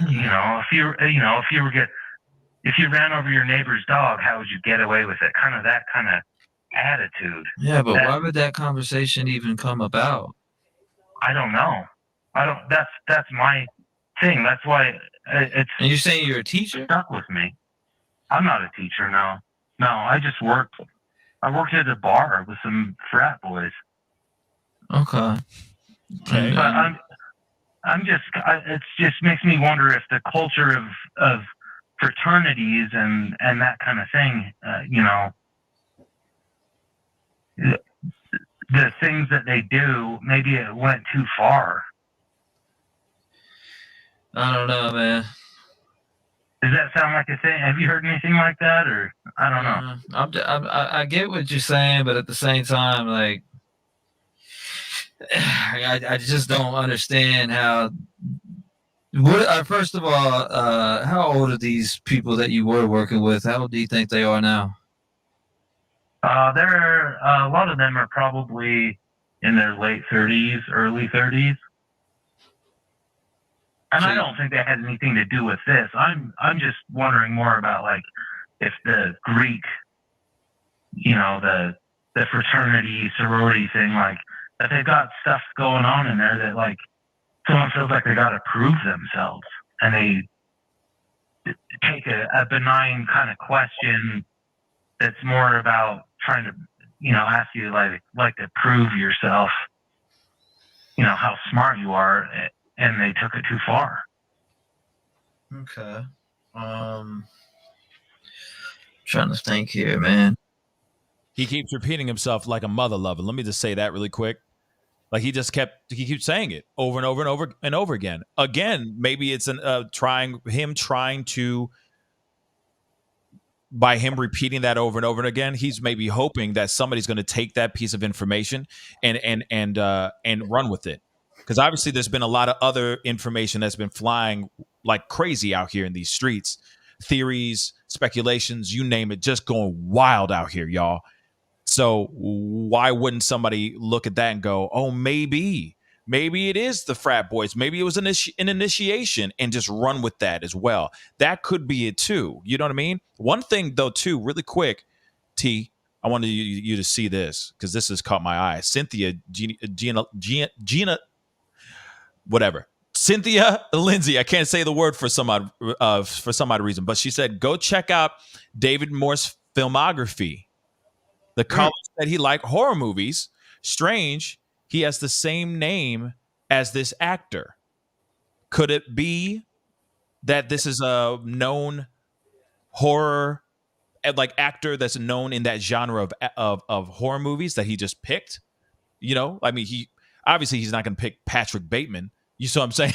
Like, clearly he's not going to pick, something crazy like that, right? Yeah. Anthony Perkins or something like that. You know what I'm saying? It's too on the nose. But maybe some obscure actor, maybe. Because you said it's David Morse, right? Yeah, that's what I got when I Googled. So what I did is I went on first, I Googled the number and I got David W. Morse, and it said the only thing that's the first thing that popped up when I Googled the number. It said David W. Morse, Logan, Utah, Salt Lake City, Utah, and they had a bunch of different spots in Utah.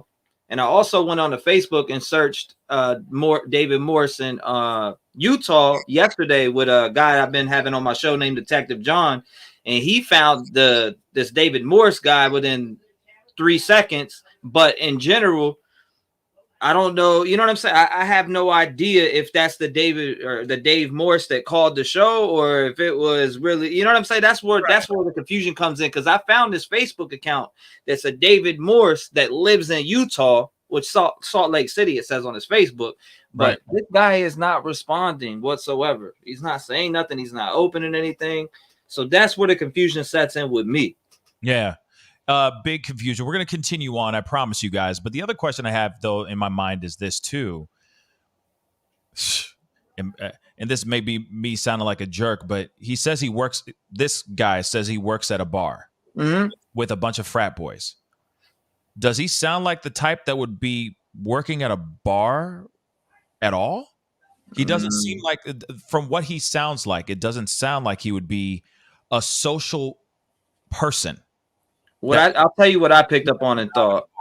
Sorry, go ahead. No, I'll tell you what I picked up and thought. Like immediately, this guy is just making some shit up. That was in my mind immediately. This is a made up. This guy. Like in my head, I'm sitting there thinking as I'm listening to him and taking in what he's saying. I'm like, this is rehearsed. Yeah, or he's just shooting from the hip. He's just making this all up right then.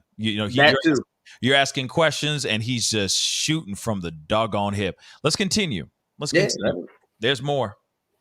So, are these people that you've seen on a regular night basis at where you worked at the bar? Are these people that Yeah, I worked with them. So, how do you know? And you said you never lived out there. So no. How do you know they went to the Sigma Chi? Because they did. Because I know they did. Like some of them lived at that house in Utah where I live. I'm not saying that all fraternity members are murderers.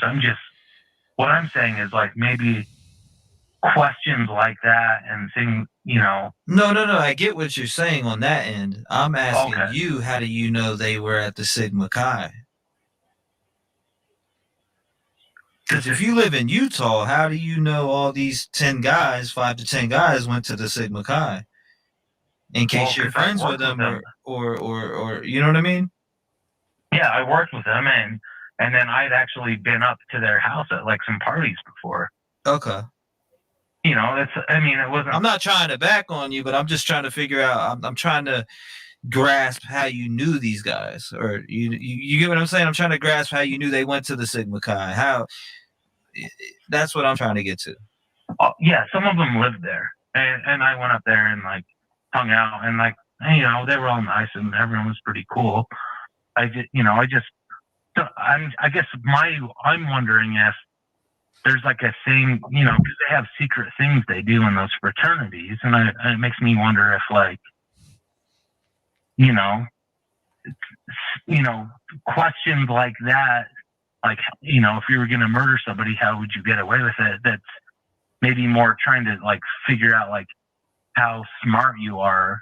Somebody took it too literally and thought they could prove themselves. That's kind of my only thing, and that's why I don't know. That's why I call. I'm just trying to figure out, you know, I'm really, really, really just trying to figure out how you knew that. First you said 5 and then it jumped to 10. No, it was 10. Well, first you did say 5 though. I tricked him. You said 5 guys, and then you jumped up to 10. And I'm just trying to figure out how you knew that. I don't know the Sigma Chi like that. All I know is it's Sigma Chi house is in Moscow, Idaho. So yeah, and I'm not saying that Sigma Chi's are murderers. That's not what I'm trying to say. No. I didn't say you were saying that, but to say that they asked how you get away with a murder, that's just it's a broad statement. Yeah, man. It's a jarring thing to hear. It's like, what? Like, we're having some beers. Why are you asking questions like that? That's, you know, and I don't think they were asking for advice. I think it was more of a mental exercise. But to me, it's like not that. It's not a cute question. It's messed up. Damn right, it's messed up. But like, this makes me think of like some crazy teen horror movie where it's like, oh, you gotta figure out the perfect crime. You know what I mean? To be initiated into this secret society of people. You know what I'm saying? Like to be in this in crowd. Like it makes some. This sounds like somebody who watches way too many horror movies, right? And For to sure. come up with this idea of this fraternity is just going to go up to random people and say, we want to make sure you're cool. So we want to see how, and the only way we know how cool you are is how innovative you can come up with how to get away with a crime. So we're going to ask you this pop quiz hotshot. What are you going to do? And it's like, wait, that makes what? It's the stupidest thing I've ever heard. And then for him to come out and say this BS, well, maybe it was that, and you know, these guys that I work with at this bar in Utah that I've been working with them for 10 years. Like that's the stupidest thing. I'm sorry.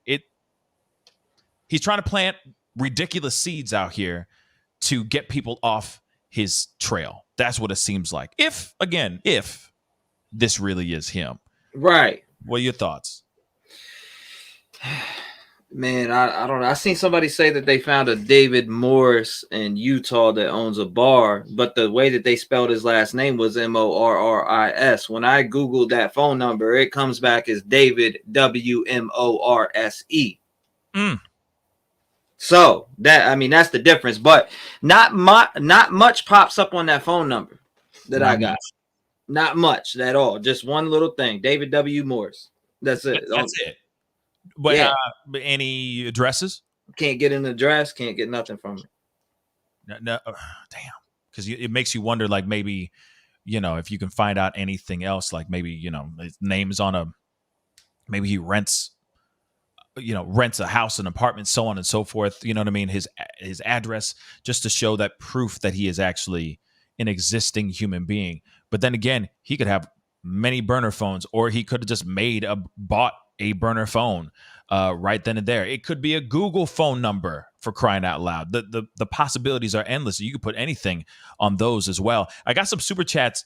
I want to grab those and watch and listen to the rest of this because there's like 3 more minutes of this. Before you do, I want one question. I got one question for you. Shoot. If you were Dave Morris, this guy, right? And I reached out to you and we had a conversation and your voice is all over the internet. I mean, over 15 million views all over from different people posting it. And you got a message from me texting you saying, hey, man, look, you know, this is out. They're you know, people are confirming this of you being a killer. Right. And I mean, your friends allegedly speculating wise. But would you respond and say, nah, dude, that's not me? I said, let's make a video and put this out here and let people know this ain't you. This ain't the killer. You know what I mean? Hell no yeah. Response. No response.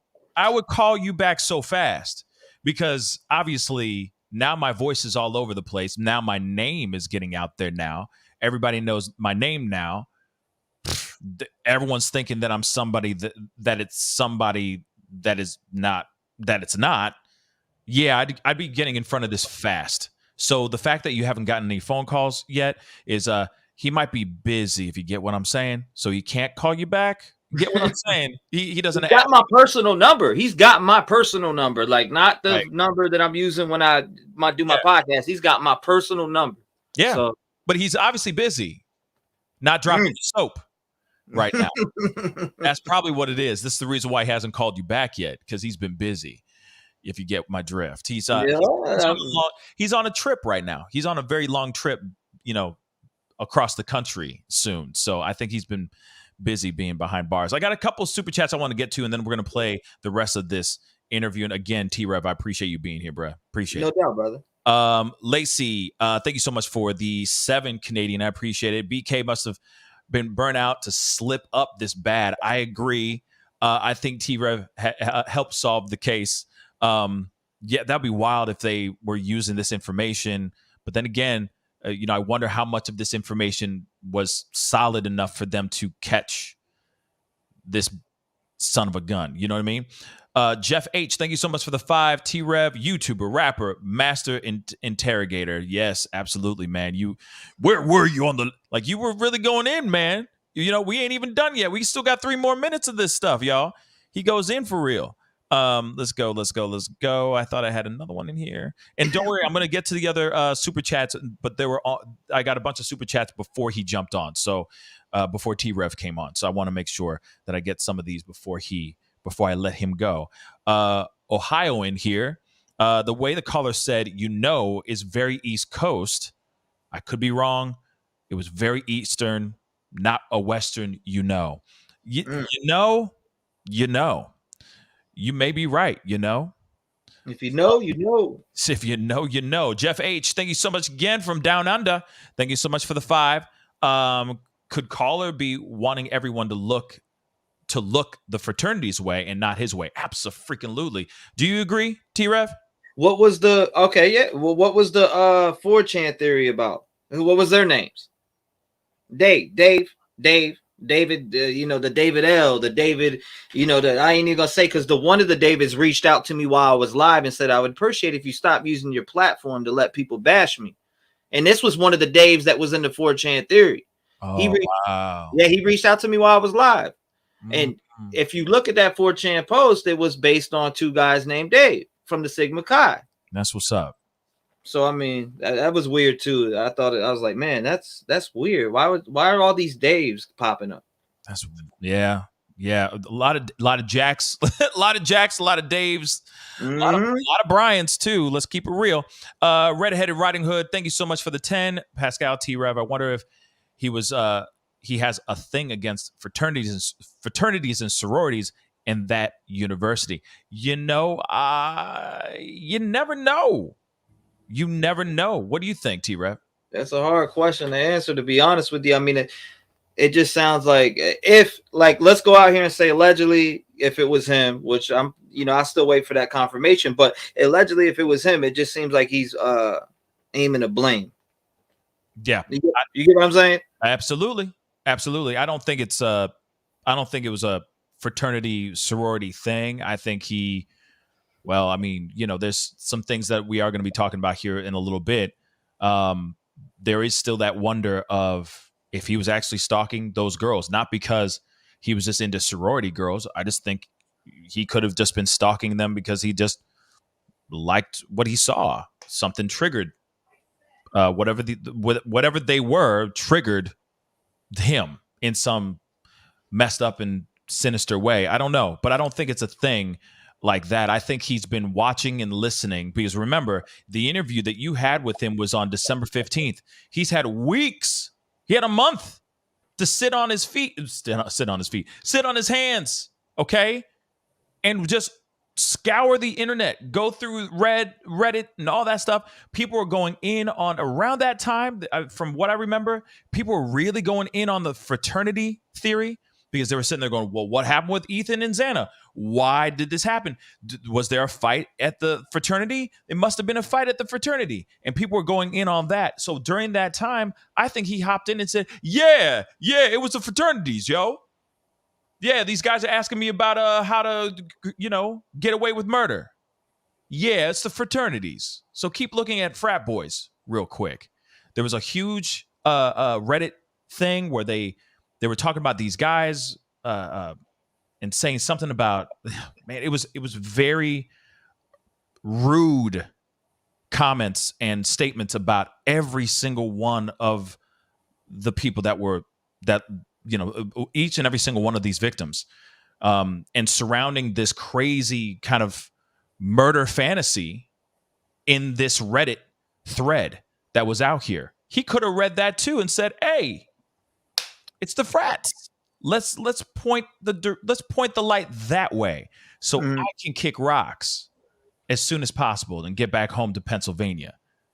I mean, anything's possible right now. Real talk, anything's possible. Charlotte, thank you so much for the 5.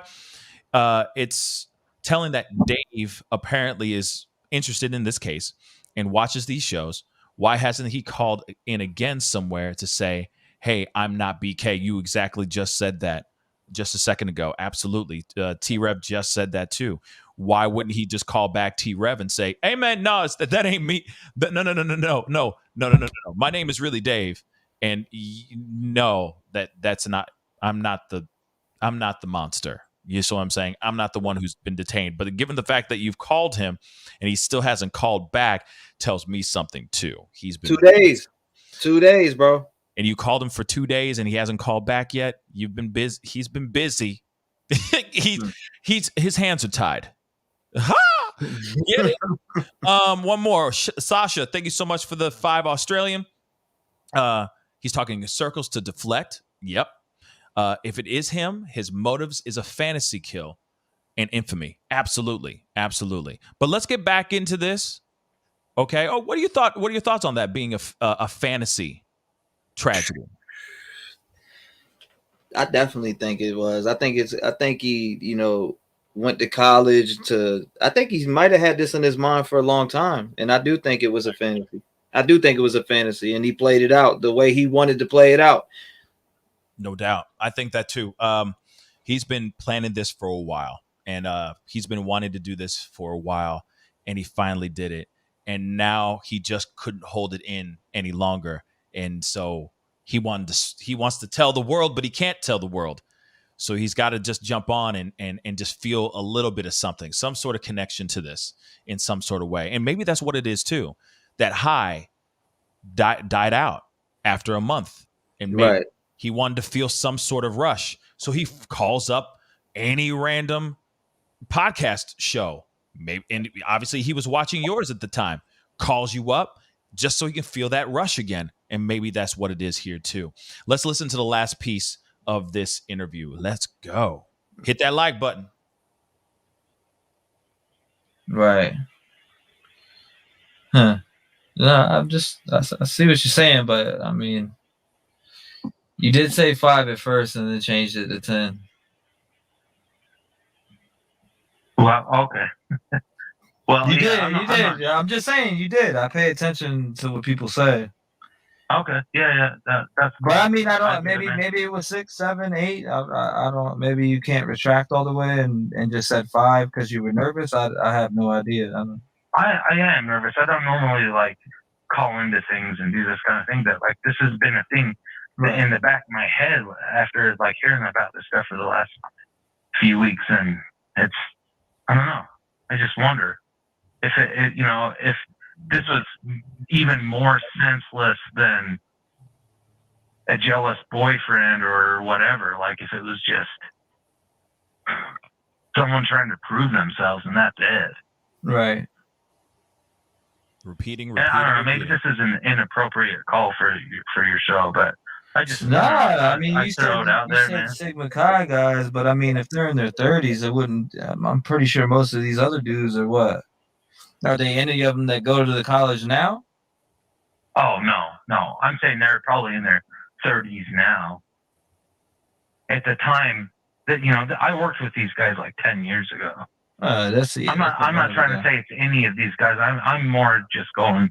I'm just trying to say like maybe that they have the culture of fraternity life has weird questions and weird stuff that comes up, and maybe that's what motivated someone to do something like this. Right. Now, just when I hear something like that, you're like 5 to 10 dudes.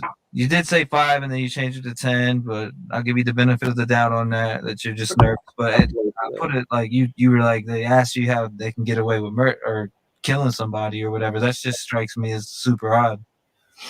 That somebody would even ask you that, Yeah, they asked me like, how would I do that? Yeah, how would you do that? That's just I'm like, I don't know. I don't think about stuff like that. Like, I don't know. You clearly do. Yeah, that is pretty weird. Yeah, I don't know. It's just stop the something I thought I'd throw out there. Anyways, I subscribed and I've enjoyed like listening to your live stream and everything. So thank you. I'll let you get to the next caller, man. Yeah, no doubt, man. Keep up the good work, dude. Appreciate it. Appreciate it. Oh no, that was a little weird for me, but anyways. I heard many contradictions in that, and that ain't attacking nobody, by the way. That's contradictory is what I heard, but Yo. Okay, first off, if this is him, let me just say this. If that is him, great job. Great job on it. I mean, there's only so much you can take, or there's only so much you can do when somebody's giving you that kind of information. You just kind of listen to it and consume it and just ask questions back like, wait a second, didn't you say a second ago 5? Now you're saying 10? What's really going on here? But he just kept circling around and saying the same thing about fraternities and, they were just doing this to prove something. This could be initiation, for lack of a better term. It's some sort of initiation type of thing. Man, this is crazy, man. Again, one of the reasons why I think that it could be him is, one, people are already IDing the voice, people who knew him or know him. And second, he hasn't called your ass back. That's a dead ass giveaway, in my personal opinion. No calls, no nothing. Let me check again. Yep, still nothing. Still nothing. Still nothing. So to me, I look at that and I go, that's gotta be him. I don't know. I did the D because everybody's like, hey, look, you're putting this out here. I said, I didn't put it out there. Somebody was in my live stream the day that he got caught and heard me play that back because one of my subscribers said, yo, go back to that call that you got on December 15th. And I got bashed and lost subscribers over the way that I talked to this dude. People were like, you were rude to him. He was just trying to say this and that, which I did get it effed up about the 10 when he said 10 Sigma Chi. But he let me run with 5 on not correcting me the first time I said it and played off of that. You get what I'm saying? So, but like when I did it, when I made a post the next day, because I got so many emails the next day saying, I unsubscribe, you treated that guy like crap. But then, a majority of the people were like, that was straight weird. You know what I mean? But I felt bad and made it a community post saying, man, I don't care who you are, hit the unsub button. That dude is weird. And I left it at that. Interesting. So okay, so then what was the thing that made you go back and actually pull this out? Because obviously there's something that made you go, wait a second, could this be the guy?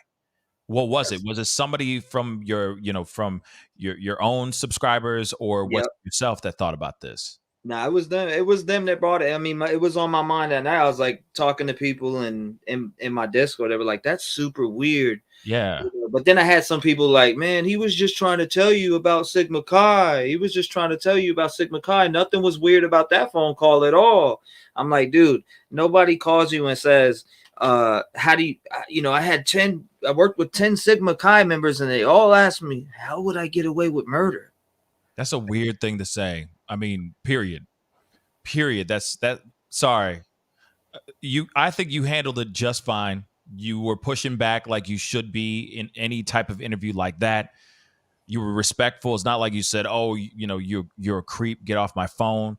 You let them talk. You let them talk longer than anybody else. Apparently, you have a 5-minute time limit. Yeah, which, you let him speak for 15 some odd, almost 16 minutes long. So I mean, for me, I think you were respectful. So, and it was weird. That's a weird ass interview. That's a weird ass phone call. I'm gonna be real. Whether that's really him or not, weird phone call. Jo, I think I'll just say that. Thank you so much for I'm going to round it up 3 Canadian. I appreciate it. Wasn't Ethan Sigma Chi? Is there a Sigma Chi bar in Moscow? I think he is Sigma Chi. Is there a Sigma Chi bar? I think there's only like 3 bars in Moscow. So maybe there is a Sigma Chi bar, but that's not where he was. He was nowhere near a bar when he was, and I don't know if he works at a bar. I don't think he even had a job, to be honest, but I don't know all that information about Ethan. But yeah, man. What an interesting phone call. I will say that straight up and down. What an interesting phone call. And I think it's good that you did pull that out. And because no matter what, if this is him, regardless that he didn't say anything that was truthful, it's not like he said, I did this and I went in there and I did this, that, and the third. If it is him, it still shows who we're dealing with. It still shows his demeanor, still shows his energy, still shows that he is egotistical as hell, wants to be out there, wants to be known, but doesn't know how to do it properly, if that makes any sense. But yeah, T-Rev, that's a crazy phone call. And I mean, I leave that up to everybody who's listening right now, the fam and the new fam that's here from T-Rev's corner of the world. I leave it up to you guys what your thoughts are. Do you think this is him? Or do you not think this is him? Just some random creepazoid just calling in. There's plenty of creepers in the world. Let's keep it real. So, I see people saying, "Oh, we're dragging it out for clicks and this and that." We ain't dragging nothing out for clicks. We think it's weird and simple as that. Like I told everybody, I'm waiting on the FBI to confirm. Even though friends say that's 100% him, I still, I haven't heard his voice elsewhere, so I can't say. But I want to, it's still a weird ass phone call. Yeah, simple as that. It's a weird ass phone call. Could mean nothing. Could mean everything. Right? Clearly, what's being said in it is nothing. But it obviously, if it is him, it does say a lot about who he is. But T-Rev, I do appreciate you coming on here and spending time with me and all that. And again, this was random, impromptu. Wasn't expecting to get you on and talking about this. So obviously this ain't for clicks and views. Right. This is very impromptu, but it's nice to hear from the source talking about this actual interview. This is some wild stuff. So love to have you back on again soon, man. Because this case is going to keep going for a while. Yeah, definitely, man. Link up. Where gotta reach you at the best? Instagram, Twitter, where? Twitter's a good way. Follow me, I'll follow you right back. So then we can correspond and unite. What's your Twitter handle? The Pascal Show, one word. Simple. Okay, I got you. The Pascal Show, one word. Yes, sir. The Pascal Show. The Pascal Show. I see you right now. There it is. Bang. Bang. Just followed you. Bet. And then I will follow you back as soon as I get off of this show. All right. Yes, sir. Yes, sir. Thank you for having me up, Pascal. I'm gonna do that right now. Oh, let me do that. Bang. Following you. So it's solid. Yes, It's sir. into the internet streets. All right, man. I appreciate you coming on. Man, many blessings to you. If you get the phone call from Dave, let me know, because I want to hear that phone call too. All right. So I appreciate you coming in, and we'll be talking to you soon. All right. Yes, sir, my boy. Hey, you take it easy. God bless you for having me up. Shout out. Everybody smash that sub button and make sure you show some love to Pascal, man. I'll holler at you, brother. Talk to you soon, and be sure to go and follow him. All right. One more time, tell them where they can follow you real quick. T-Rev 757 on all platforms. Every single platform that you can think of, that's my name. T-Rev 757, the way it's spelled on the screen. Shout out to y'all. Make sure y'all show Pascal some love and keep everything on the positive side. And let that light and love in your heart. Get away from that negative ish. I like the sound of that, my brother. Talk to you soon. All right. Yeah, you take. Peace. Oh, he left. All right. Anyway, guys, so that was really interesting and really, really great. I do appreciate T-Rev for coming on and talking about that experience and being a part of that. That was very impromptu, but that's one thing I love about this show. That's one thing I love about this platform. We can hop on, and then just randomly you get another YouTube content creator on, or somebody who's just watching in the sidelines, or just out there in the nosebleed seats saying, "Hey, I'm here, I'm talking, what's good? Let me get you on." And then they hop on and we have a great conversation. So it was nice to hear from the actual source of all this, right? And so I do appreciate him coming on. So Talvish, what's up, man? Thank you so much for the 2. Great show today, guys. Thank you so much. Jo, thank you so much for this 7 Canadian. I wonder if he rushed 10 years ago for Sigma Chi and couldn't make the cut and held out a grudge ever since. Wasn't Sigma Chi was beside the crime scene? Yes, it was. The Sigma Chi house was like across a big, huge, grassy, like across the way, though. It was across the way. But that is a good question. You know what I mean? That's definitely a good question. Now, the thing is we got to get into the thing.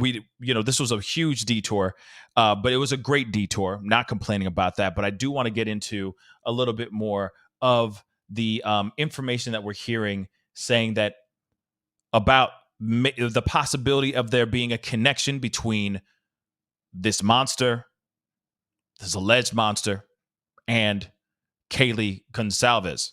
So I wanted to show you guys this too, real quick. All right. Because apparently Stephen GonCalves is saying that he is seeing links between his daughter and Bryan Kohberger. So the question still remains that I have right now before we go into the article is, was this her lurker that she was talking about? Or could there have been 2 lurkers that we didn't know about? Okay. That's one thing I'm wondering about too. How much of this is a stalker situation and how much of it is not? So let's get into this article really, really quick. Okay. But man, of course, suspected in unaliving these young students, reportedly had a connection to one of them. Y'all. So Steve GonCalves, father of 21-year-old Kaylee GonCalves, said he was beginning to see links between BK and his daughter, according to ABC News. He said he wasn't ready yet to discuss the connections, and said no one in his family recognized the suspect. So that's good to a certain extent, but at the same time, it does make you wonder, what does he mean by he's starting to see connections, that he's seeing these links between BK and his daughter? What does that mean exactly? Now that there's a person and a name that someone can specifically look for and see if there's any connections in any way. So They're just trying to figure it out, the family's attorney said.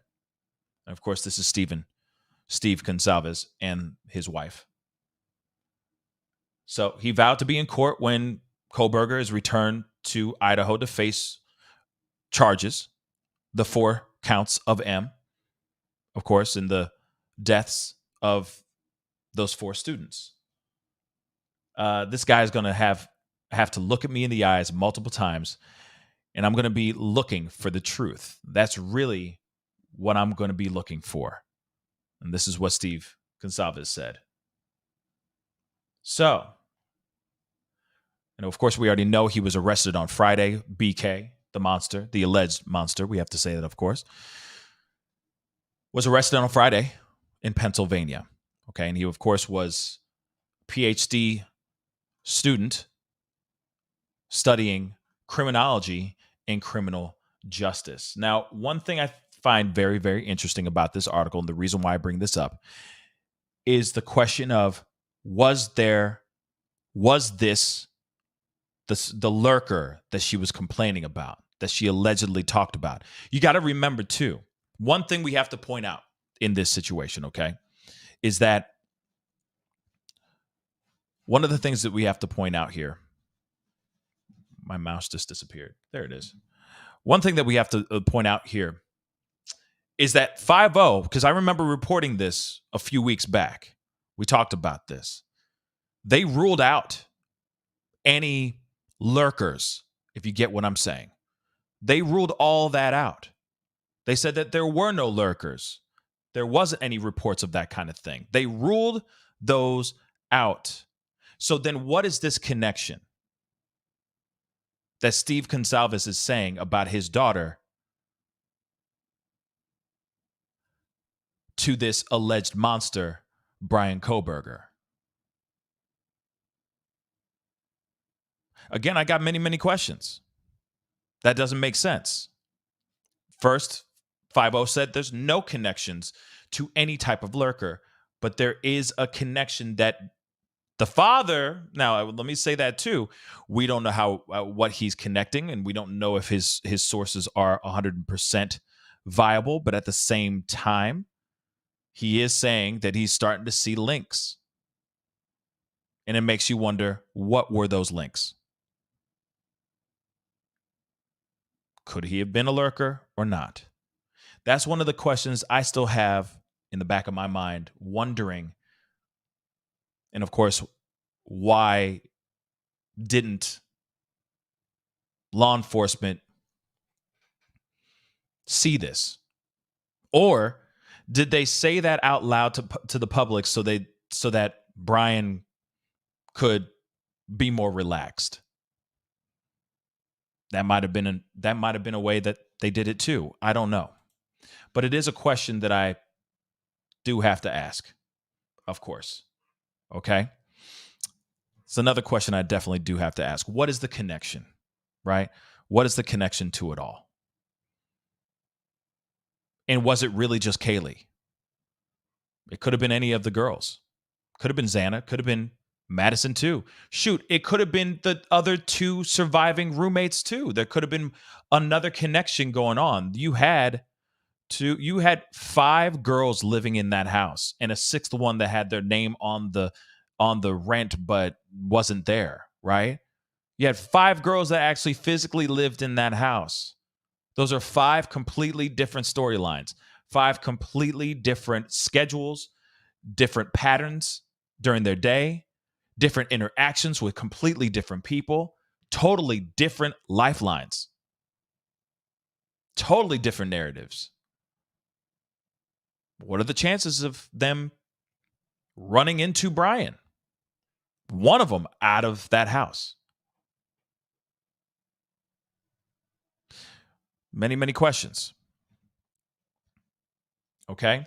Now, I want to show you guys this too, which I thought was very interesting too. They say that Bryan Kohberger has no criminal history, no car registered in his own name. Now, what's interesting is that this could be a reason why the phone number, maybe, that T-Rev was calling back and he looked up and he tried to get the information was a different name. Maybe he doesn't want his name on things for this specific reason. So nothing gets tracked back to him. That could be it too. But given the fact that he has no criminal history, up until now, he was a law-abiding citizen, does say something very interesting as well. All right. So they say they won't reveal what tip led them to Bryan Kohberger as the prime suspect in the tragedy. Okay. But the mysterious white Elantra seen near the crime scene have been critical. So, of course, Chief Fry confirmed the white Elantra was seized in Pennsylvania. So again, just to reiterate that, he drove his butt from Moscow, Idaho, all the way to Pennsylvania in that white Elantra. Okay. FBI, state police, SWAT teams arrested him Friday morning that same day. The same day that he got arrested was the same day they took the car. Okay. So they say that Kohberger does not have a vehicle registered in his name and no criminal history, meaning while police were running DNA and fingerprint checks from the crime scene on the national database, he would not have shown up as a match. They would have found no criminal history, nothing in the database. And so if they then linked him by some other means, then they would have probably set up a surveillance on him. Possibly the Bureau would have done that for him, set up the surveillance, and you wait until, he spits on the ground, he drops a tissue, he's at a deli, he takes a glass, something like that. So exactly what I said earlier, yesterday, where I was like, they were surveying him for 4 days. Why were they watching him so close for 4 days? Because they were probably hoping that he was going to slip up, throw a can away. They even said spit on the ground. That's crazy. Maybe he went on a run and it was extra cold out there, so he's extra mucusy and he just hocks a loogie as he's running his 6 miles for the day. You never know. You never know how they got him, right? They just needed DNA.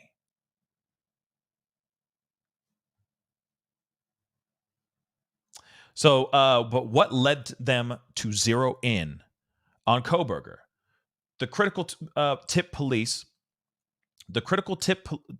seem to have the only tip that they had was the white Elantra. They didn't say how they knew about it or where it was spotted, but on December 7th, police put out a public plea for information about the car, and thousands of tips poured about the Elantras. And we already talked about that. I was like, yo, you literally are going to be trying to find a needle in a haystack. Real talk. Okay. Maybe the vehicle wasn't seen that night of the unalivings, but maybe it was seen numerous of other nights where somebody has a Ring camera and they were like, well, wait a minute, this car doesn't belong on this street. But for 5 nights in a row, it's been sitting there, nobody gets out of it or something like that. So it is a possibility, yes, that he picked them for a reason. So this is crazy. Like it was definitely a targeted attack. We do know that hardcore now. But what's interesting is I wanted to go back on this because there's another article I want to show you here. And it says here, right here, what they said, they would have done that for them, set up a surveillance and wait, and wait until, he spits on the ground. He drops a tissue. He's at the deli. He takes a glass, something like that, right? This piece of information is very, very important. And the reason why I say that, and a lot of y'all might be going, but why? Why, Pascal? Why do you say that that's really important? Well, this dude was crafty, okay? This dude was very, very crafty. Hold on. This dude was crafty. Oh, wow. I guess I got a pop-up video for you guys here in a little bit. Something else just came out. which I will have to put out here in a little bit. But one thing that I thought was very, very interesting is he was crafty. Boom. Idaho suspects stalked victims for weeks and wore gloves after the tragedy to avoid leaving trails of evidence, claims friend of investigator. He's not stupid, and it has been very careful. So just a few bullets here, but he allegedly was watching them, okay, for weeks before he did what he did. And this is according to a friend of a cop who actually was tracking him. The source said the suspect was seen wearing gloves after the tragedy, even to the supermarket, because he's not stupid and he's been very careful. Of course, he was arrested at his family's home, but he was literally going to the supermarket and using gloves while shopping because he didn't want to get caught. That's insane. Then the source said cell phone data showed he was in the same area as his victims in the weeks leading up to their demise. Imagine if they were pinging his actual cell phone and they're saying, wow, Kaylee was at the Mad Greek. He was at the Mad Greek at that time. She is at the supermarket. He is at the supermarket. She's at the gym. He is at the around the gym as well. That's insane, y'all. Okay? So, apparently, BK was fastidious about leaving his fingerprints behind after the unalivings, even wearing gloves when he entered the grocery store, according to a friend of one of the police officers assigned to follow him there. And of course, I already said he's not stupid. He has been very careful, an anonymous source said. So while he was under surveillance in Pennsylvania, according to the source, police witnessed him appearing to try and avoid any more DNA or fingerprints. He tried and avoided leaving any more DNA or fingerprints behind by taking protective measures in public. A good friend of ours was one of the cops who has been following him for the last few days. That's just so crazy. So this is what it says here in this thing. Anonymous, please. He was arrested only 40 minutes from our home near our aunt and uncle's. Went to school with my cousins. His sister lives in our town. A good friend of ours was one of the cops who's been following him the last couple of days. He coaches with my husband, the cop, and was telling him all the crazy details. He followed him into Giant, which is a local grocery store, and wore gloves the entire time. He's not stupid and has been very careful. Also, he's been stalking them for weeks. Not sure if they ever interacted, but his cell phone pings followed their every move for weeks. So freaking scary and disturbing. I've been so invested in this case for the last 6 weeks, and to find out how close he was to us and that one of our friends found him and arrested him is just crazy. So, a couple things I get out of this whole thing. One, he was being very crafty about going grocery shopping. Anytime he was out in public, he was wearing gloves. Perfect timing if you really think about it, because it's cold as hell in Idaho. All right. So he's wearing gloves while going to the supermarket. Then, on top of that, they said, according to this anonymous tip, that his cell phone pings followed their every move for weeks. Imagine that. Imagine that, being followed for weeks. So when they mentioned, because remember, we got to talk about this. Remember, All right. They said I don't have the news clip, but there was a News Nation clip where they interviewed a guy from I forgot what store, but it was a local store in Moscow, and he said, yeah, they were complaining. She mentioned about this random guy, this awkward guy, this stalker guy. Could it be Bryan that she was talking about? Remember, police took it back. They said that there was no stalker. Zero. But now we're seeing this, and his pings matched theirs, showing that he was following them everywhere. That's insane, y'all. That's absolutely insane and terrifying. And I'm wondering what it was that got him to slip up, that got them the DNA or the fingerprints or whatever to get him. What was it? Because I'm sure he was very OCD, very anal about keeping the gloves on, keeping everything that he has in his possession really, really close to him. Did he just accidentally throw away a coffee cup, a water bottle, not thinking about it? He just slipped up, and they're like, gotcha, mother lover. Think about that. That is some wild stuff, y'all. Very, very wild stuff. Crazy stuff indeed. Let me grab this. Truth be told, thank you so much for the 5. They are reporting his father drove back to PA with him. Yes, that is true. Do you think that's why BK asked if anyone else had been arrested? Did he help him? Very good question. That's a good question. I did hear about that as well. I heard that he flew out to Moscow. They jumped in the car, and then they did the cross-country trek back to their hometown.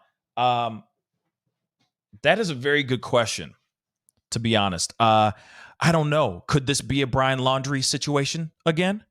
I don't know. Could it be a Roberta Laundrie situation? Remember that? Roberta? Could this be a Roberta situation? I don't know. I'm still trying to piece it all together myself. This is some wild-ish, y'all. Wild. Now, father flying out, he may not have known anything. From what I understand, the parents are very, very kind, loving, regular folks that loved and doted upon their son. A son that obviously was battling a lot of demons and a lot of issues. Not only just him being socially awkward, not only him having addiction, but now they're dealing with this too, right? But from my understanding, the parents, and from what they have described the parents as so far, they have been nothing but kind, loving, law-abiding citizens. That's what we know so far. Him flying out could have been something completely innocent. He may not have known. The dad may not have known, but he may have known. You never know. We live in a weird world. Like I said again, we got the Laundries out here. We got the Laundries out here, y'all. And we got Roberta. Though she be little, she is fierce. Let me just say that really quick. I got some information on them coming to you guys in a pop-up video here soon too. But yes, some wild stuff. But I don't know if the family has anything to do with this. I feel like they're completely in the dark. And I know that some of them are, some of his family members are, I think they're like in psychology or something like that, but you can't predict those things. You really can't. You can't predict those things at all. Hold on.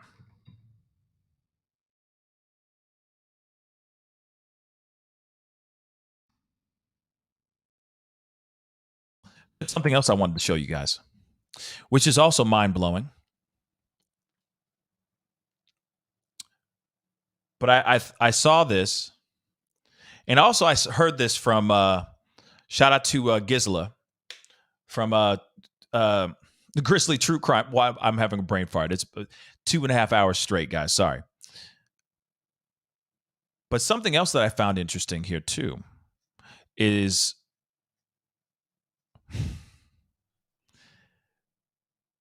how do you think they cross paths?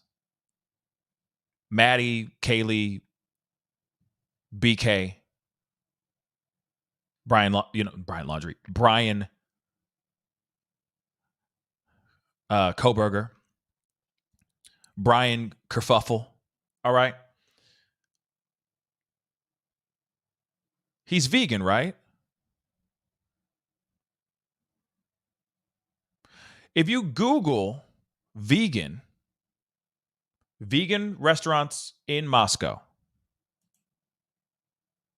first thing that pops up, I'm not kidding you.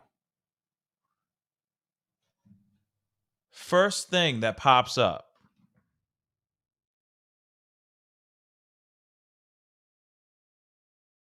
Fat Al.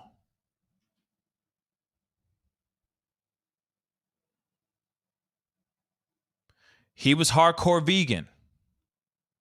Again, hardcore vegan. Okay? You Google vegan restaurants in Moscow, Idaho. Mad Greek is number 1 with a bullet. Crazy, right? So think about it. And it's a small town. Again, it's a small town. So there's not going to be many, I would think, many spots that you can go to for vegan choices in Moscow. So what are the chances of him going in there and that's when he sees her for the first time? And then it was a wrap after that. Hardcore vegan. We talked about it yesterday. He was so hardcore, he was almost kosher about it, to the point where he said, I need new pots and pans. I don't want anything that ever touched meat. I need pots and pans that never touched meat, period. So he was that hardcore. So imagine him going and say, hey, I want to get something to eat really quick. Where can I find some good vegan food on the go real quick? Googles, walks into Mad Greek and sees Kaylee or Madison.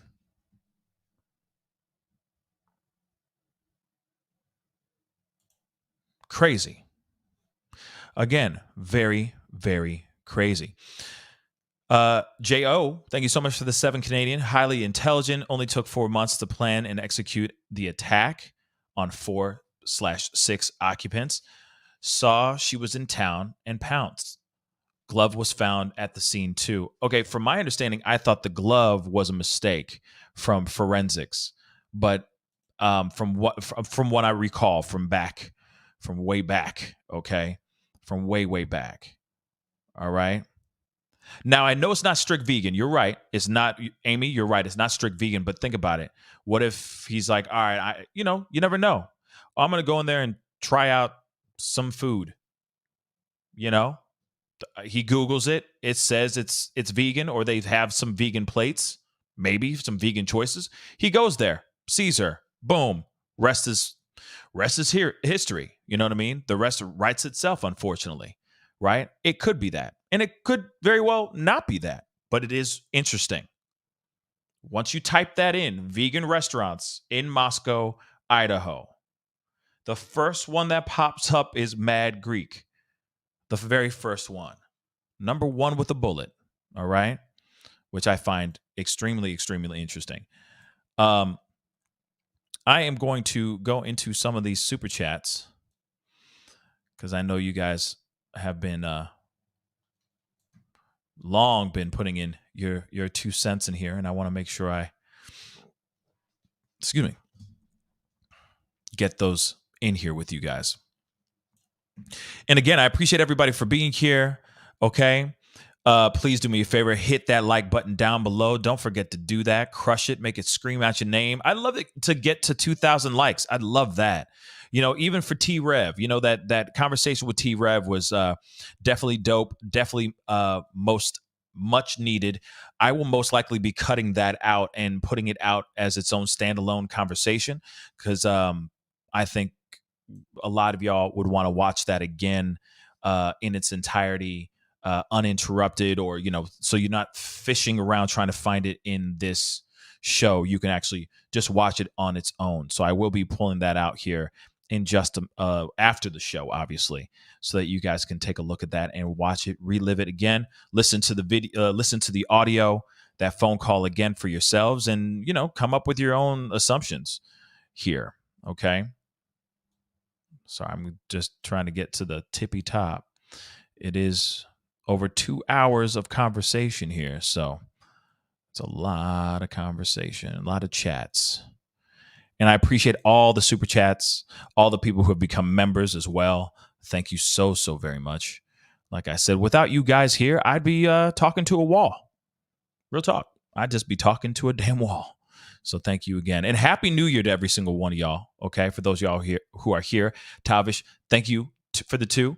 Happy New Year, my friend. Happy New Year to you. Thank you. Mrs. and Mr. Steelers, $2. Thank you so much.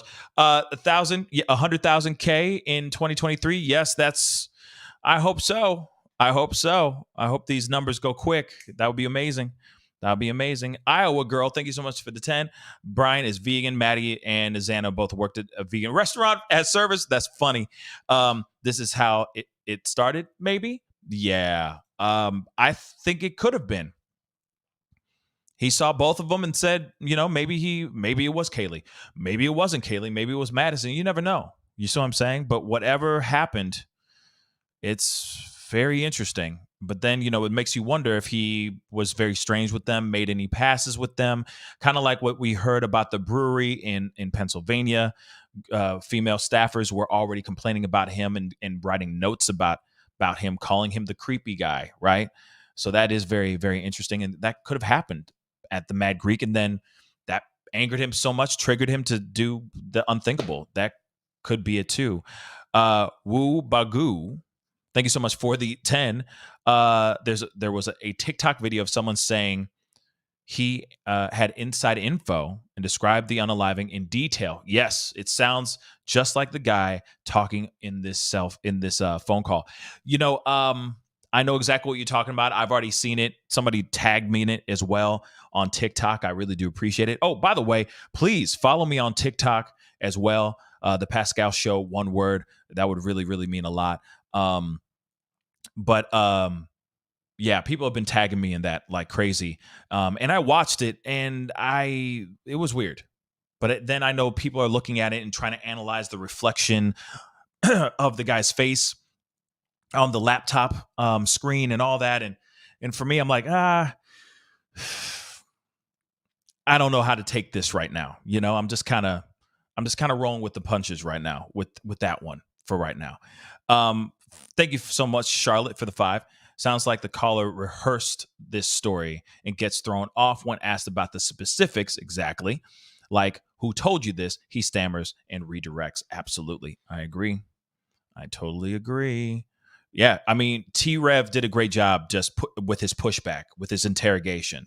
You know, just kind of like, what? I don't know all about that. You said this, now you're saying this. You know, I thought it was very, very well done. T-Boss, thank you so much for the 5.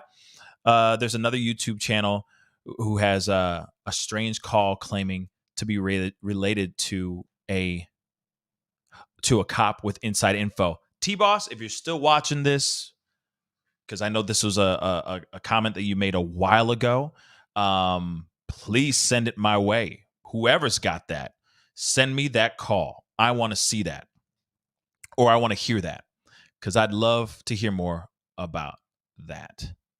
Okay. And I'd love to hear, because we only have it in writing, what I talked to you guys about here just a second ago. Woobagoo, thank you so much for becoming a member. Welcome to being a member. And just like Woobagoo, you can do the exact same thing.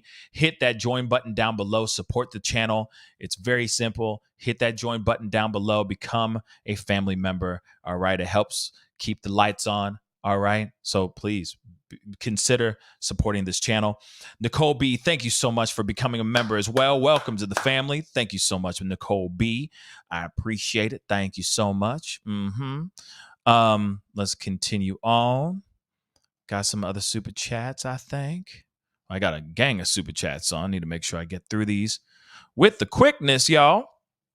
You guys have been amazing. Thank you so much for all your support. Seriously. Lo Estrada, thank you so much for the 5. He honestly has a lot of sociopathic tendencies. Serial K in the making, or maybe now made. Yeah. You never know. He may have committed other crimes before that we don't know about, or this could have been his first rodeo. I hope this is his one and only, obviously.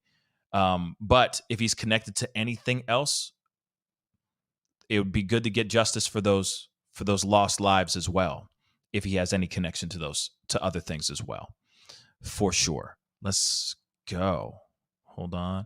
There it is. Karma Justice. Thank you so much for I'll round it up, £2. I appreciate it. My 2 fave creators in one place. Yeah, it was great to have T-Rev on the show. Real talk. Real talk. Jennifer Coleman, thank you so much for the 5. I was on the call. We thought he was attention seeking. Yeah, it does seem a bit like that too. It does seem like that, like big time. 400, thank you so much, Albus. I appreciate it. Happy New Year to everyone. Sending good vibes and best wishes. Have a wonderful year, y'all. You too, Albus. Thank you so much, my brother. Thank you so much for your support. Again, without y'all, I'd be talking to a wall. I don't know why I just turned that into a song, but I did. Okay, a really tone-deaf song, but hey, a song nonetheless.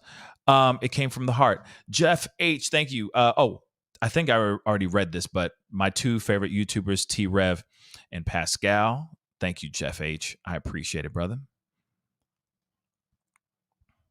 Maybe I didn't read that one already. No, I didn't. Okay. Jeff H, thank you again for the 5. Kohberger's pondering research questions on unaliving line up with making a call like this. Yeah. Like I said, his MO, his vibe, his whole MO fits that phone call. Would make sense because he wants credit. He wants credit for what he did, right? Stacy B, thank you so much for the 5. The fact that he said people asked to see how smart you are. Good analysis. Good catch there. Fits with what we've heard about BK. Huh. Yeah. That's interesting. Yeah. I mean, that would. I mean, he's like, they're asking me, how would I do it? And they're just trying to see how smart I am. And he just kept saying that over and over and over again, trying to see if I can be smart enough. And, that is very interesting, actually. Good catch. Good catch. Regina, thank you so much for the 5. I'm so happy that T-Rev and P are clicking. My YouTubers colliding. Yes. It was great to have them on, man. Seriously, fantastic. It's nice to have other creators on the show, right? I'm hoping that me and Gisela will do some sort of collab in the near future. It'd be great to talk about this in particular, but I know you guys have been talking about that on the Twitters, seeing if we can get something going. It'd be great to have a collab and talk about that as well. And also Mel too. You know what I mean? A nice little collaboration would be fun too. I'm always down for that kind of stuff. Nancy Jennings, thank you so much for the 5. I think his Reddit questionnaire was very odd, very creepy. How many responses did he get on that? That's a good question. I don't know. That's something I think that we'd have to ask that piece of work, that alleged piece of work. Jennifer Coleman, thank you again. What is his connection with the victims? I worked with juvenile SOs with dual co-occurring diagnosis. They don't start out this way. I don't know. See, that's the thing. Could it be because of his addictions that caused that or not? There's so many questions revolving around this. Jeff H., thank you so much for the 2. All Kohberger's creepy questions have a purpose. Yes, they do. They most definitely do have a purpose. I agree. 110%. 110%. Hold on. Kiki, thank you so much for the 2. But yeah, that's crazy. Lacey, thank you so much for the 7 Canadian. BK must have been burnt out. Oh, I already read this, so I can skip some of these here because we got a bunch of these. This is when T-Rev was with us.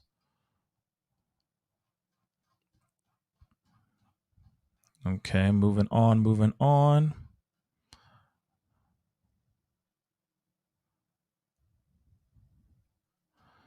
Let's continue on. Sorry, skipping some things because I already read these when T-Rev was here. Already said this one.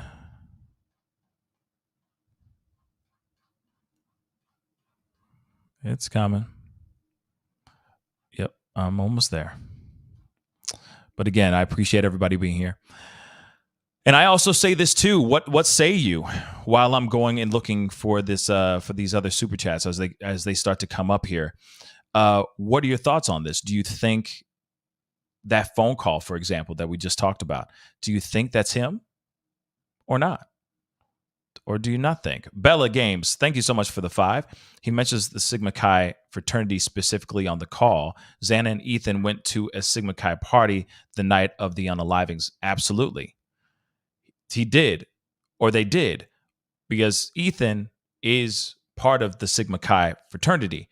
But he could have just gotten that information from reading articles, watch just as far as a little tiny bit of pushback on that. That could literally be somebody just watching the news. Like, we know that because we've been reading and watching the news and following this case so closely. So we know about the Sigma Chi thing. So he could have been saying that from that, which is a possibility. Oh, I already did that one. Talvish, thank you so much. I already did that one too.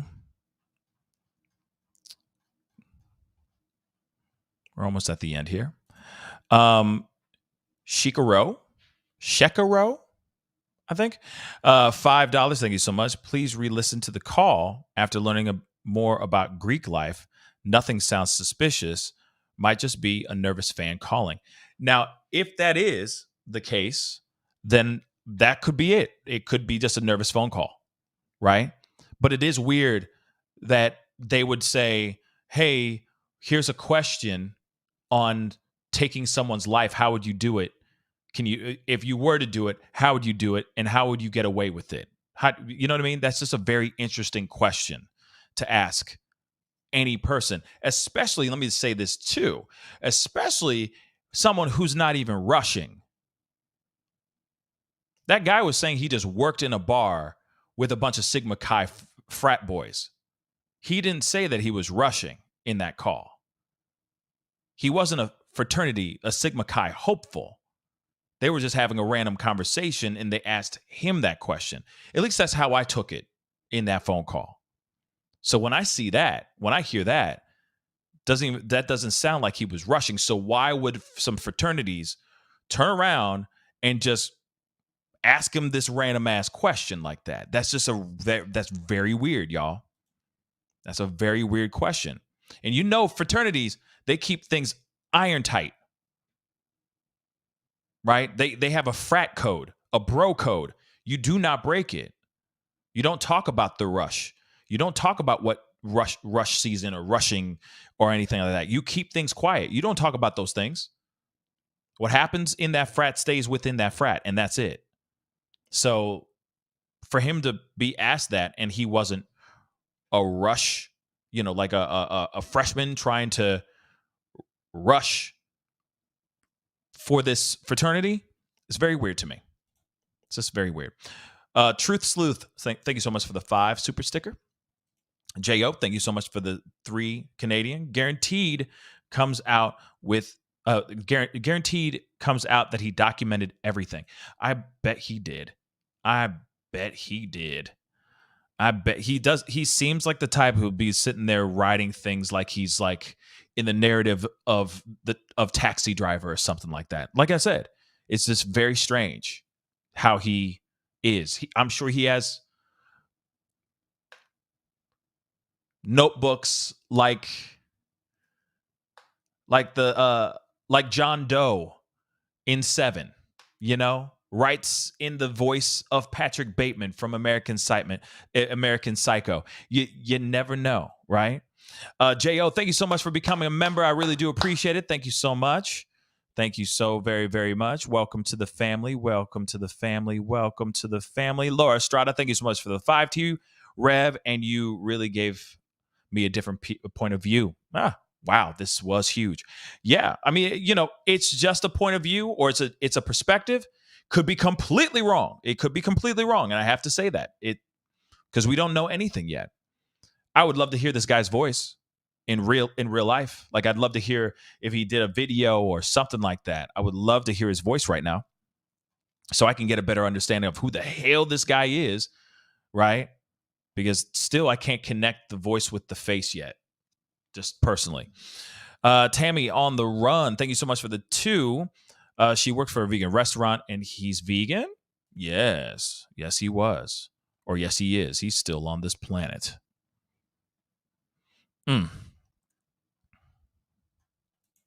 Nancy Jennings, thank you so much for the 5. Car shows DNA as in the ground.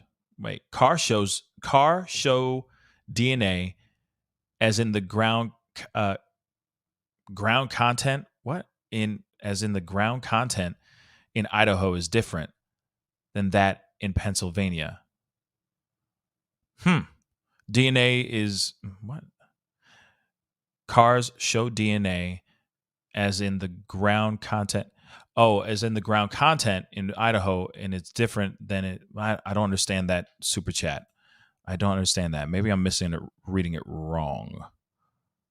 Maybe I'm reading that wrong. I don't know what that means exactly. Truth be told, thank you so much for the 5. They are reporting his father drove back. Yep. Do you think? Oh, and I read this one already. Yes. I don't think the father knew, at least for right now. But you never know. It could have been a Brian Laundrie situation. You never, ever know. Coffee Cake, does anyone know if he was to return to school after winter break? His sister wrote a poem for the Uvalde incident. Yes. That's a good question. He probably was planning on going back to school. He was matriculating after the incident. He still was matriculating. He was still showing up to classes. He was still talking. He just was looking really tired because he was probably stressed out. At first, he was on a high. Then he realized the nervousness, the anxiety, etc., started to come into play. You know what I mean? JL, thank you so much for the 7 Canadian. Highly intelligent. Only took 4. Oh, I already said this one.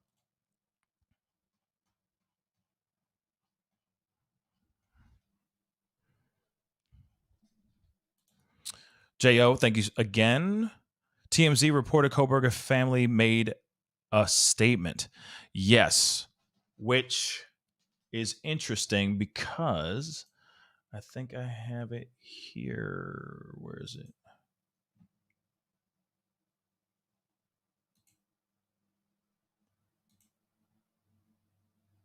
Where the heck is it? I have it here. I just need to. It's just buried within all of this stuff here.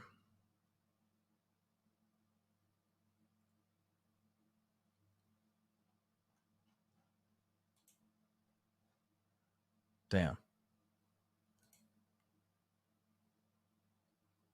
Well, I do have it, but I think I'm going to be doing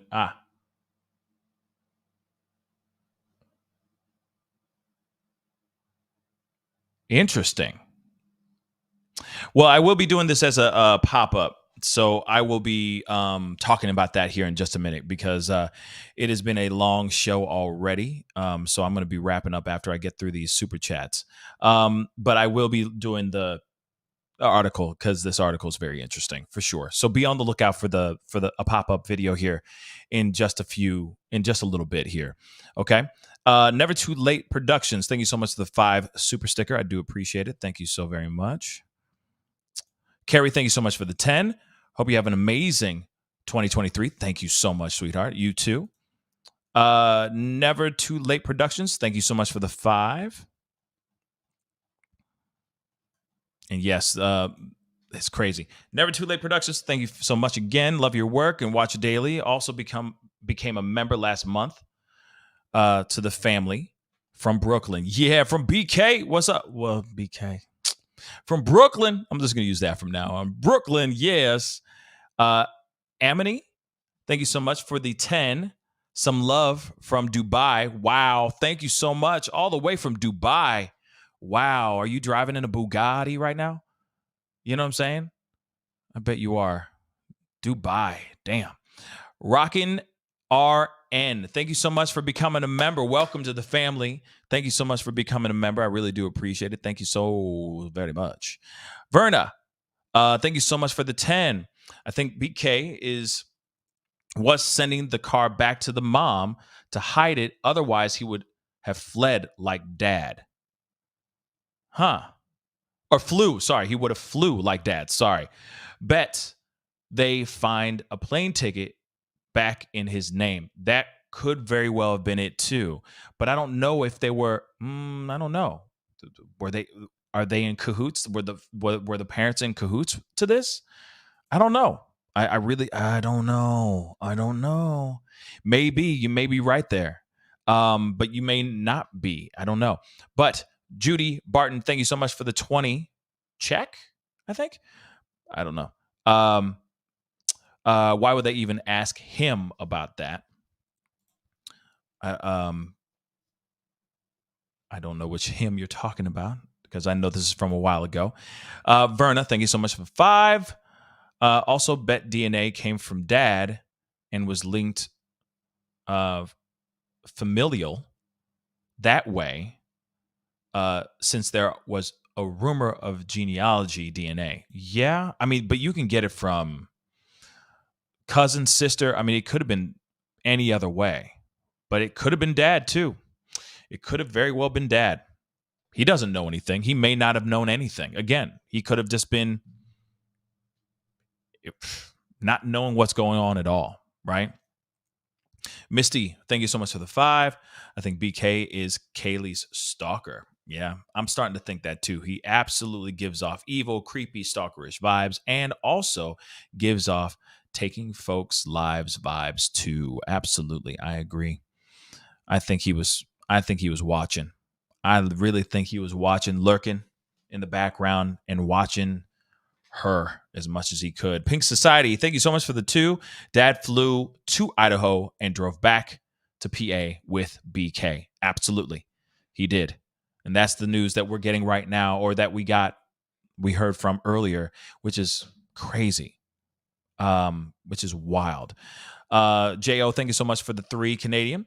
I doubt there's a vegan option on death row. Yeah.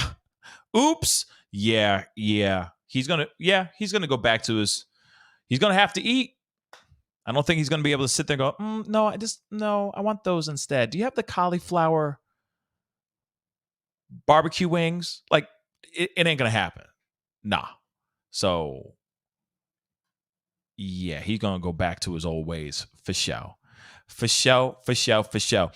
Anyway, guys, I'm going to be wrapping up the show here, but I do have a pop-up I will be doing here in just a minute just a little bit, because there is a new video, or there is a piece of information that I found very, very interesting. Very interesting. but I want to do that as a pop-up video, so be on the lookout for that. It will be coming up very, very shortly. But real quick, if you're interested in winning some new money, if you want to win some money, stick around, all right? Please go download the link click on the link that is pinned to the top of the chat right now. It is also underneath in the description box right down below me right now, okay? Click on that link, download this brand new social media app called Swagit. Download the app, follow me, The Pascal Show, one word on that app. Go comment and like on a bunch of my videos, all right? Comment and like on those. And you are instantly entered in for a chance to win 100 smackers. And of course, like I said, winner will be announced at the top of this month. So very, very, very soon. So you still got time to go download the app, follow me, The Pascal Show, one word on the Swagit app, comment, like some of my videos, and maybe win $100. It's that easy. New money for the new year. All right? So go and do that with the quickness right now. All right, guys. That is the show. All right? I appreciate all y'all for being here, being a part of the conversation. Okay? Because like I said, without you, we wouldn't have these conversations. Okay? So, do me a favor as well. Hit that like button down below. Crush it. Make it scream out your name. Do that for me real quick. Hit that like button down below. Hit it, hit it, hit it. Love to see it go past 2K. That would be amazing. All right? Appreciate every single last one of y'all. Do not forget to hit that subscribe button if you haven't done that yet. Then you're missing out on one of the greatest families and one of the greatest parties on YouTube right now as we speak. So hit that subscribe button, okay?